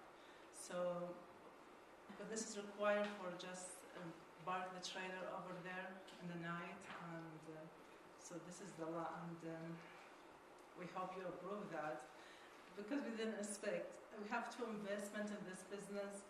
First of all, to have income, like for this family, for our family, and second of all is to have our charity is serving 60 to 70 meal for homeless people. So, but when you find out that there is a chemistry kitchen, I'll be honest with you, this is going to save for us to have the second investment, and this is the most important for us, to have our charity in that business. And so yeah, that's all. And Stephen, if you want to say something. Yeah, this is going to be separate from the garage, this prep kitchen. It's just attached to the garage, but it's going to be separate from the house itself. So the county may actually come inspect it, right? The kitchen, the county actually inspects that, right? Well, there is. You just need approval from us. Yeah, we just need approval because it's just like it needs, and even if we see it here, like the sewer, we're gonna use it from the laundry, which is on the other side of the house, so it's really easy to connect it to the to this side, right here. So yeah. So and this is the trailer. This is the driveway. Like we have plenty of room in our house. We have a big house, and so this is gonna be the trailer here, and this is the door, and this is gonna be the chemistry kitchen. So this is separated from the house, and the sewer is gonna be connected by the laundry and everything. The health department was really helpful with that, and they are okay with it to do in the garage since the whole work is gonna be in the trailer. And we didn't expect that. We just like been thinking because we're gonna drive around in the area and to have other expenses to rent a land for, doing the business. So I hope really get approval from you for this is small business and just for the chemistry kitchen. So I don't know which you're gonna make it or not, because we didn't expect that. We've been waiting for that here to talk and explain our business. So. Well, and as council's probably aware, anytime there is a food truck, even if they are driving their food truck other places, they still have to have a business license in the city of which they live. So that's why they're coming to us for a business license, even though they will be taking their trailer other places. It's required. Okay. Yeah. Do any of you have any questions? So the discussion about your garage. Yeah, it's just like you're just explaining that's how your operation works. It really has nothing to do with this business license application, because the county will be the one that steps in and makes sure that the preparations of food in your garage is acceptable to then be loaded into your trailer and taken somewhere else to sell. Am I tracking right? Yes. Yeah. Well, we just right now we need to approval the permits from here to do this plan, so we can finish the process. So the health department, they just say like we have to get approval from here to finish the process.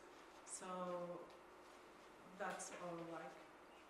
Then if you have any question, yes. But they'll come inspect it and make sure everything's up to code before we open business. Yeah, it's just gonna be not big change. It's gonna be just 3 compartments saying, and the reason why I chose this side, because it's separated, like almost separated from the kitchen, from the house, and there is a door outdoor to the trailer, so we can just load the stuff and bring it in and take it out. So, I guess that's all.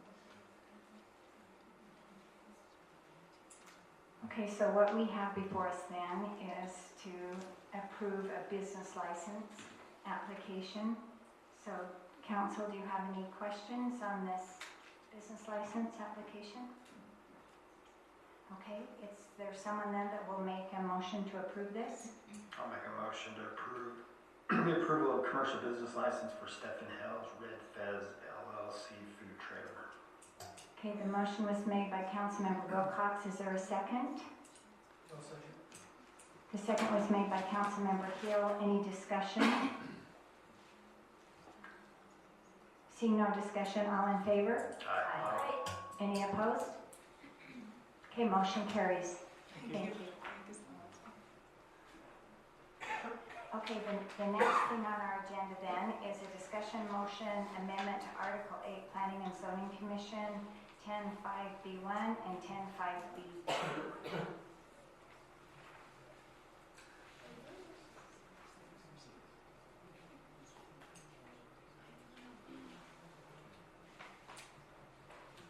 Again, I'm not sure who requested this to have it on the agenda, so is there someone that wants to address this?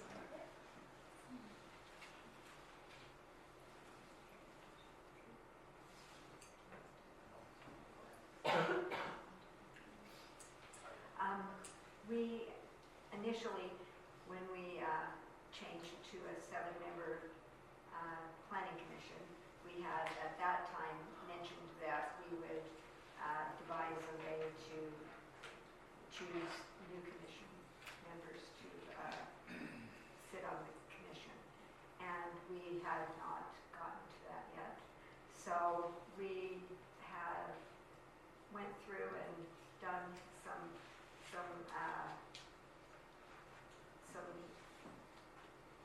research and checking with other cities and such, and came up with this way that we felt would be fair and equitable, and it follows in the footsteps of what we had set out to do, so that all members of the council, including the mayor, would have their voices heard, and we have that here tonight to go through.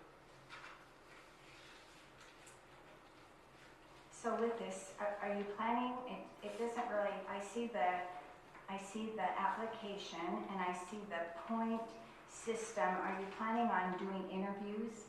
Yes, there would be an interview, and then after they had filled out their well, this would all be done after their interviews, and we would go forward and do the count. Whoever had the opportunity would fill out their scores, and each member would get a chance to talk with them. It might not be in person because we don't have the ability to meet as a group, and we know it's impossible to have that many meetings.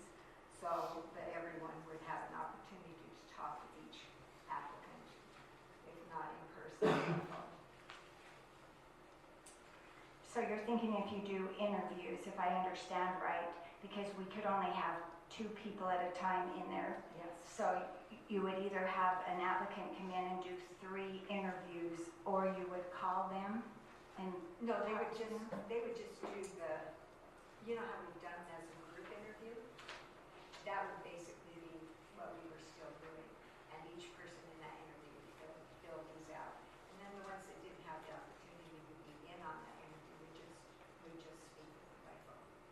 So we couldn't do a group interview with all of us. So the last time when we did one, our last planning commission member, it was the mayor, a city council member, the planning commission chair, and the city planner. And they all were in together as a group. But if we do it with the city council, then again, we're either going to have to interview someone separately. We could only ever have 2 at a time. So as 6 of us, we would have to then, if all of us wanted a chance to interview them, which if that's what you're saying would be a good idea, then we'd have to have them come in for 3 separate interviews. Or if there's only 2 of them in there, then the rest are either going to have to call them or... Well, they could be interviewed by phone. If they wanted to be interviewed personally, then we would be able to do that. But it would just merely be like we've been doing, and those that didn't have an interview in person could be interviewed by phone. There's really no difference in the way that we have in interviewing them. Well, I think too that an easy way around this is you review their application, just like a job interview. And if a council member wants to reach out to them, make a phone call and keep it at that. I think it's being maybe overly complicated, but I mean, that's how it happens in the corporate world. So anyway, that's just my thought. Yeah, and that works. I mean, it's just a weighted score thing for each individual, so that we can look at more of their backgrounds, their time and availability, and score them by weight, so that we have a good understanding of who will fit best in the city, in the planning commission. So when we were actually changing this ordinance, I reached out to every city in Weber County and Davis County, and there was only one city in Weber County that had it differently. You know, all the other cities, and 98% of the cities in Utah, the planning commission is mayor appointed with consent and approval of city council. Then we changed ours, and it said by this it was going to be a collective identity, which at the time we didn't really ever address that. So I did reach out to the city today, which is Far West City, and they're the one that does it differently than the mayor appoint. And they actually have a committee which consists of the mayor, the city council, and they have 3 members from their planning commission that interview the person. So I would like to see, you know, I agree this was never very clear when we did this, and at the time I remember saying we need to, so I would like to see possibly a committee. And like I said, when we did our last one, that's what we did. There was the mayor, a city council, a planning commission member, and the planning commission chair, and the city planner. I have a few reservations. This is quite a complicated scoring system. I tried to go through it and figure out when you go into weighted scores. I noticed it also mentioned about attaching resumes, references, which is again quite a complicated process for a planning commission member. So, you know, those were some of my concerns. I appreciate the interview process. You know, I was one that felt like that was important to do an interview process, and we did that on more than one occasion. Can I talk about that? Last time we did that, I think I was the council member in our interview process, and I felt like that went well. It seems like the discussion we had after we were done interviewing was just for each committee member to say, what do you think? What were their strong points? What were their weak points? And I almost felt like we came to a consensus as a committee who to recommend to the city council for approval in that committee. And I think the weighted system is almost a piggyback of what we did verbally. Does that make sense? So I think the committee came to a consensus pretty quickly on who we were going to recommend for approval or disapproval. I mean, ultimately, at the end of the day, the council had to approve that person anyway. So, I mean, I guess like in number 5 where it says mayor, council 1, 2, 3, 4, you could almost replace that with mayor, council, planning commission, chair, planner as the headings. Yeah, we could do that. We just need to put something in place in writing, since we have not done that. I also think, you probably shouldn't discount, it's just a planning commission, because they're Right. actually taking roles. Right. They're taking responsibilities of the we staff, the city council, so if it's a little bit more of a timely process, because you get the right person, then so be it, because the Right. responsibility shouldn't be discounted. They're not just planning commission members, they're a very important part of this city. And I agree with that. I don't think anyone's discounting what the planning commission does. This is just a pretty technical system. And I agree with Ryan. I thought it went really well last time. And I think our ordinance could state, because right now, when it talks about collectively, we never really did ever say what that was going to mean. So I think we could have something in place that by committee, which like I mentioned with Far West, their ordinance actually states, and that could be also, again, something we could maybe lean on our legal counsel, or we could look at and see some wording we would like to have said by that. There always has to be somebody that then comes back and says, okay, I would like to appoint this person, and then city council always has the vote of the Right. approval of that. And we could we just need to get something down in writing for that clarification. Yeah, I don't like that real in-depth scoring system at all for it. I think that's a little too much. I think we know what the position is that they need to fill, and I think like the committee with a yes, no, or a possibility, or if the committee person wanted to happen to rank in order or whatever, that would be fine. But I don't think, like this person I think could be pretty strong. This person's maybe not as strong. That kind of system. But I don't think the whole major point system is necessary. And then, especially when you have to do the vacancies, and then it's just is that big process of that again. What about? I don't know. Maybe I overlooked this, but did it ever talk about how we were changing it before and the 2 and the 1 year situation in that new? Yeah, it does say that then after that. Okay, so I overlooked that. Sorry. Okay.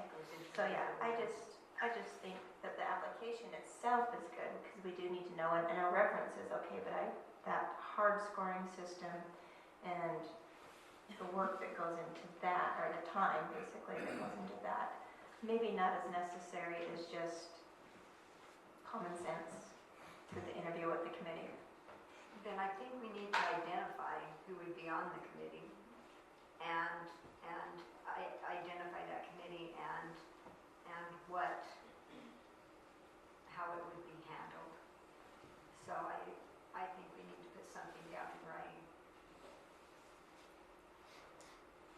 You mentioned Far West had 3 planning commission members? Mhm. So how do they do that without it being a quorum? Well, because if they have a 7-member, Yeah, 7 also. then I believe they did, but they don't have a city planner. And I thought that was well to have our city planner in there, so by the time you have the mayor, city council, planning commission chair, city planner, I felt like that committee went well. And I asked them, I said, do you have a weighted system? I thought, because somewhere this came from somewhere, I'm not sure which city does this, but I asked them, I thought maybe this came from theirs, and she said, no, we just ask them questions, and then, like you said, and then everybody just kind of discusses and says, yes, they have this strong point,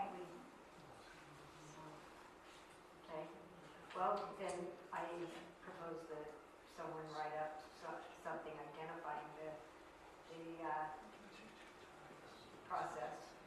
So the people on the committee, mayor, 1 city council member, planning commission chair, city planner, who was the 5th one? when we did it, there was only the 4. There was the mayor, city council, planning commission chair, and city planner. That should be enough, right? So that needs to be written up. So I task someone to do that. My next meeting. Yep, my next meeting.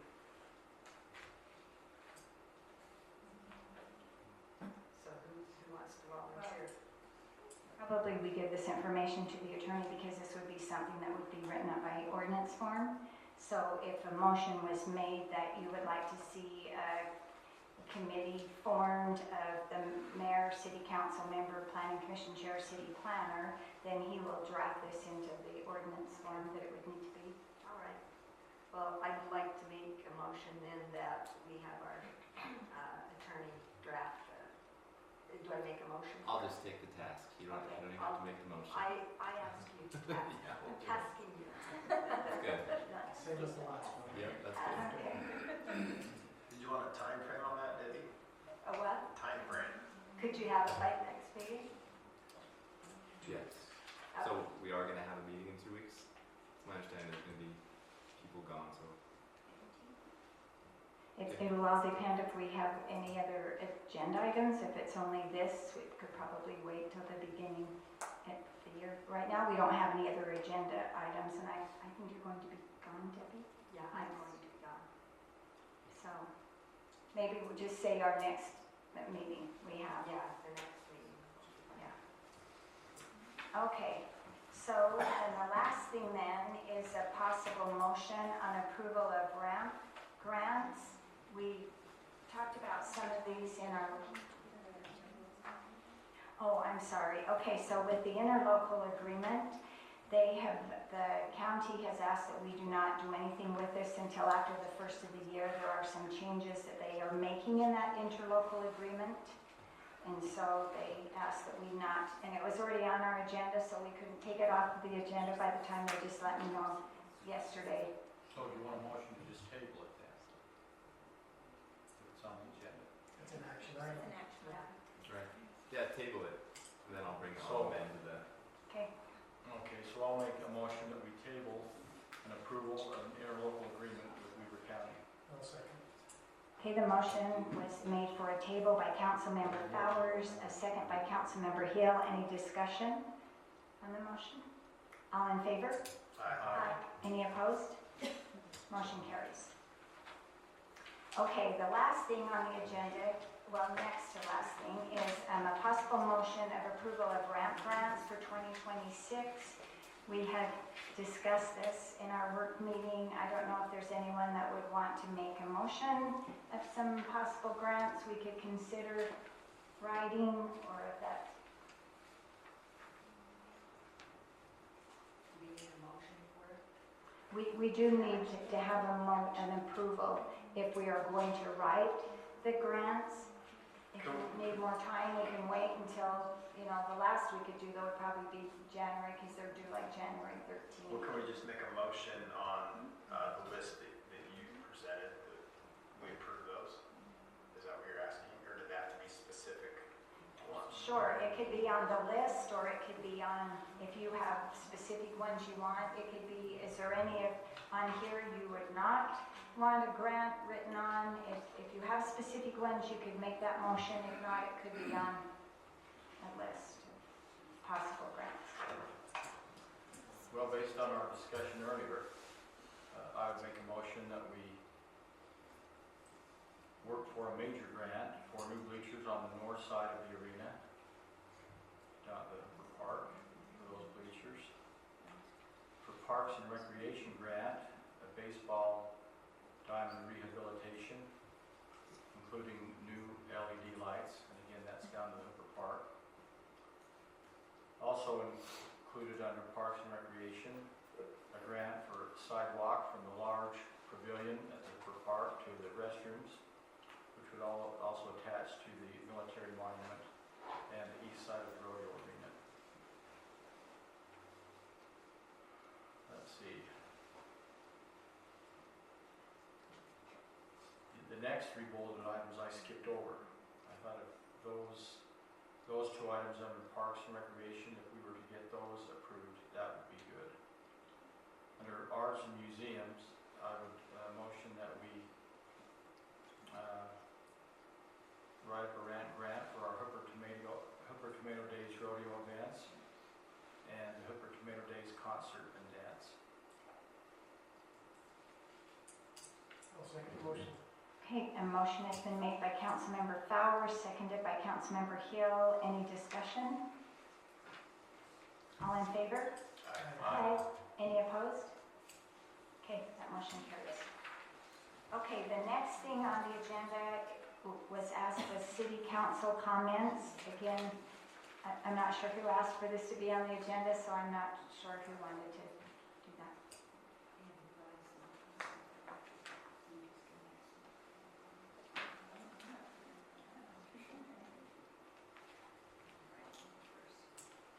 Okay, I would just like to take a moment. I wrote this down so I not forget stuff. So anyways, I'll probably do a lot of reading. I'd like to take a moment to express my gratitude as this marks my final meeting. In 2 weeks, I will be enjoying some well-deserved vacation time. I want to extend my sincerest appreciation to the council members with whom I have had the pleasure of serving. Over the past 4 years, I have had so much fun. Although we have not always seen eye to eye, I believe that our differences in opinion are a testament to the true spirit of democracy. Through our collective efforts, we have strived to make informed decisions that benefit the community of Hooper, engaging in open and respectful dialogue, seeking compromise, and listening to the voices of our constituents. While I may not have always made the perfect decisions, I have endeavored to conduct thorough research and act in accordance with what I believe to be in the best interest of our community. I am grateful for the relationships I have fostered with members of other cities and entities, which will endure beyond my tenure. I would also like to publicly acknowledge the dedication and hard work of our staff, who have been instrumental in our collective success. I must at this time also express my disappointment with the unpleasant aspect of Hooper that I have encountered. Despite being proud to call some of the world's finest individuals my friends and fellow community members, I am disheartened by the city's darker side. Had I been aware of this ugliness, I would have not sought re-election. Unfortunately, instead of addressing their concerns with me directly, some individuals resorted to posting derogatory and false accusations on social media. None of these individuals had the courage or respect to engage with me in person.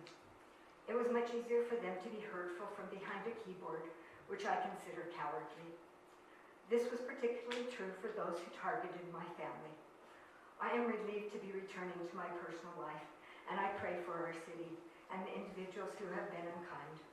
I hope the new city council will follow their conscience and act with integrity. Working towards remaining a democracy, my prayers are with them. Thank you, Hooper District 3, for the opportunity to serve, and I wish you all the best. Thanks, Dave. All right, I've been tasked with a little bit of heavy lifting, but I think it's required of me. From your comments at our last city council meeting, which was the 1st of November, we haven't had a council meeting since then. And so a comment has been drafted, and some things have been want to be brought to light because the community had asked for it. So I'm going to read a statement. Is that one too loud? Okay. At our last city council meeting, the community made its expectations unmistakably clear. Quote, Paul Beecraft said, if something bad has gone on, then the people need to know. Cassie Brown said, we deserve transparency. Kristen Craig said, where's the transparency? What has the mayor done? Larry Ropolo said, if you want people to trust you, you've got to be transparent. Jessica Smith urged, we need specifics, not generalities. Michelle Christensen said, if there's something serious, we should know. Sierra Hillstrom said, we just want the truth. And Amber Kelso reminded everyone that it's the council's duty to ensure the government operates lawfully, transparently, and with accountability. And that the truth isn't always loud, but it's worth seeking. These comments came directly from you, the citizens of Hooper, not from us. They show that the community is not confused or unreasonable. The community wants facts, not curated narratives. We want to honor that request. Over the past year, the Hooper City Council has documented a series of violations of city and state codes committed under the mayor's administration. These are not rumors or opinions. These are documented violations. Despite this, the public was given a very different message. Recently, the mayor published a post on her official Facebook page claiming that the council could vote to remove a mayor's powers without any proof, for no valid reason, or simply because they don't like her. That statement is false, and she knows it's false. The mayor was present in closed-door sessions. She was aware of the concerns. The concerns were presented to her. She was given multiple opportunities to correct the issues. Her claim that she did not know why we took the action we did is not confusion, it's calculated spin. She knew the concerns, she heard them. What she lacked was not information, it was accountability. We understand that some of the community may have been frustrated or confused by this process. We understand that without full information, it can appear sudden or unnecessary. But imagine being in our position, seeing violations occur, being legally required to address them, privately raising concerns for months, and having them remain quiet while I tried to get help and handle the situation responsibly. This was never personal. We were only trying to protect our community. We tried to resolve it quietly, respectfully, and responsibly. But when the problems continued and a public narrative was created that did not reflect the truth, we reached a point where staying silent would have been the real wrongdoing. If you had the same information we have and the same legal obligations we carry, you would expect your counsel back just as we did. We're not asking for agreement, only understanding. Under Utah law, the city council is the oversight body for the mayor. That means when concerns arise, we're legally obligated to address them, not ignore them, not excuse them, and not hope they go away. This is why the council acted in February when violations occurred, and again in July when corrections were promised but never made. We're not acting out of emotion or personality. We're fulfilling the responsibility the law gives us to safeguard the city, ensure ordinances are followed, and step in when procedures break down. Oversight is not optional, it's our duty, and we take that seriously. We are taking steps in getting this information to the community, but we also want to do it the right way, through the proper legal channels, so nothing jeopardizes the integrity of the process of the city or the city. Our goal is full transparency, and we will follow the correct procedures to make sure every resident receives the facts. All 5 council members have been aware of the same facts and the same misdeeds and violations. When those facts were downplayed, dismissed, or denied, we're left with only one choice: transparency. Public trust collapses when truth is replaced with fabrication. Violations are dismissed as personal attacks, and when online narratives are used to silence transparency. We followed every required procedure. We sought legal counsel. We raised concerns privately, repeatedly. We attempted to protect the city, the process, and yes, even the mayor. Outside help never came. Warnings were ignored. Meanwhile, the public was told that the council acted out of dislike, division, or emotional. That narrative may be convenient, but it is simply not true. We also need to be honest about the timeline. This situation should have been resolved months ago in February when the violations occurred, or at the very latest in July when changes were promised by the city leadership. Instead of correcting the issues, they were pushed aside, minimized, or dismissed, leaving the public confused and the council forced to sit on the information that should have been addressed immediately. An apology is owed to the city, not for enforcing the law, but because the facts were never shared when they came to light. So we will apologize for our silence, our delivery, not our duty. We tried to avoid dividing the community, and in so doing, we have held back information you deserve to know. That restraint allowed misinformation to spread, it allowed assumptions to take root, it allowed the mayor's Facebook post to fill the gap with a storyline that was not based in fact. Our integrity was questioned because we chose not to defend ourselves publicly. The reality is simple. The mayor was informed, she was present, she was aware of the concerns, she had opportunities to correct the violations. The facts were not hidden from her. She did not lack information, she lacked accountability. And when someone cannot defend their actions, they blame others for the problems they created. When you first hear about these violations, it may be tempting to think, oh, so what? Does this really matter? But in government, even small actions can create large consequences. A single procedural shortcut can weaken oversight, silence accountability, and set a precedent that allows even larger violations to follow. It's never just one thing, it's a ripple effect that changes how a city functions. And when a mayor blocks information, bypasses procedure, or shuts down dissenting voices, it is not harmless. It is an infraction that weakens the very structure of city government. These actions silence opposing viewpoints, restrict free expression inside City Hall, and interfere with legal responsibilities of council members and city employees.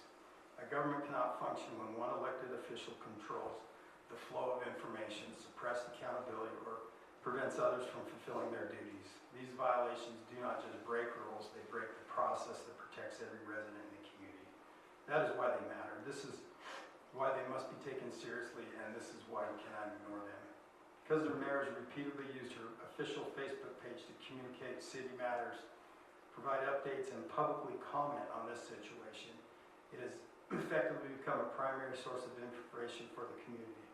When a personal platform is used in this way, it functions as an official communication channel, and that raises significant questions about transparency, fairness, and equal access to information. Once a platform is used for government messaging, it carries a responsibility to ensure the public receives complete and accurate information, not selected portions of it. Failing to do so can create serious concerns for the city, for public trust, and for compliance with the state transparency elections. Since you've used your Facebook page to communicate official city information and address this situation publicly, we have created a document with what the city asked for, with the violations, and we are seeking legal counsel how to get this to the public. So the people have asked for it, so we are now asking the mayor, can we go ahead and post this on your webpage so people will know? And if not, I don't know, will you allow that?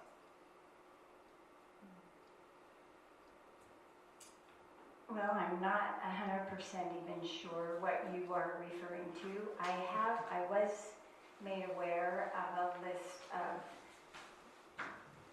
supposed violations. So these are not mere allegations or fabrications. These are documented by multiple witnesses by this. So I'm not.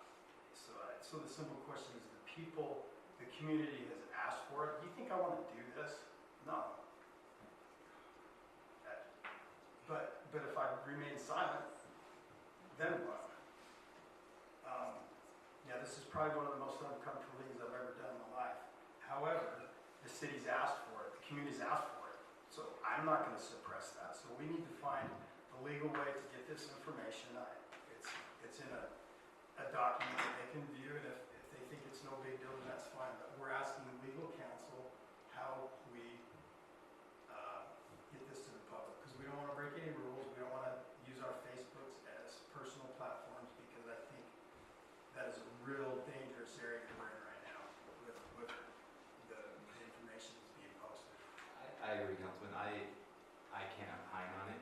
I haven't seen. What? I can't give an opinion on it, but I can take it. No, all we're asking, we don't need clarification or you to review it. We need to know the process to release it. Then I can't give an opinion on it. Okay. Well, I'll ask the other council members what they want to do, and then they can go from there. So. I would advise against that. I would like to look at it first. I just give my advice. So this was brought up because the people asked for it. Not that I wanted to do it, because I sure as heck didn't want to do it. But I was asked to do it. So it needs to get out some way. Because people need to know. So we want to do it the right way. So after you look at it, then can you give us a recommendation? I would like to look at it and look at what's in there, and then from there I can give an opinion.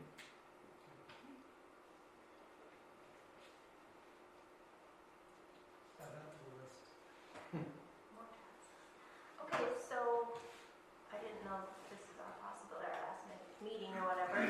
I'm usually the one that just sits here mostly quiet, don't say much. I'm usually processing everything that I'm hearing. I've probably been called the dumb blonde on council, and that's okay. I just serve quietly and try to make the best choices that I can, and what I felt from the heart, and not what people really thought I should do. I've learned a lot. I'm amazed at the work that has to go into running a city, through the staff, through the council, and the different council members that I've served with, and different mayors, and made friends, and maybe some enemies too, who knows. But I've met so many new people, new Hooperites, through this opportunity to serve at the city events, at meetings and whatever, and I am grateful for that. Following in my father's footsteps to serve on a city council here. His advice to me was, do it, try it. If you don't like it, don't run again. whatever it is that you know, what you want to accomplish from it. And after that first little term or so, I'm like, I didn't do anything. I haven't really contributed. So I did run again because I wanted to do better, do more. I don't know if I actually ever did anything like that, but I served the community the best that I could. And maybe there's plenty of people glad to see me done. I don't know. And that's okay. Life right now is going to be a little easier with things around my home, to not just have more things pile on. And so it's a good time for me to not be continuing in this service. I've had fun. I've made great memories. I'm just grateful for the opportunity that I've had to serve this community that I grew up in and will continue to be part of. So thank you. Thank you. I too would like to thank Debbie, Lisa, and Bryce for all they've done on the City Council. It has been great working with everybody. You know, I've been friends with everybody sitting up here for a long time, some people for decades. And if I would have to go through, I could list lots of ways that they have helped me, and just not here on City Council, but in other things that we've had involvement with in the community. And so I really appreciate everything they've done. It sometimes is a thankless job being up here. They don't get paid near what they should for all the time and the work they put into this. And so I really, really appreciate all of them and everything that they have done. And I wish them all the very best with everything that they have to go, and with Councilmember Hill and Councilmember Fowers that will still be with us. I look forward to continuing to work with you, as well as our new 3 City Council members that we will have. Our next thing on our agenda then is for adjournment. So if there is someone that would like to make a motion to adjourn. I'd like to make a motion to adjourn. Okay, motion was made by Councilmember Maragoni. Is there a second? I'll second it. Second was made by Councilmember Northrup. All in favor? Aye. Okay, motion is adjourned.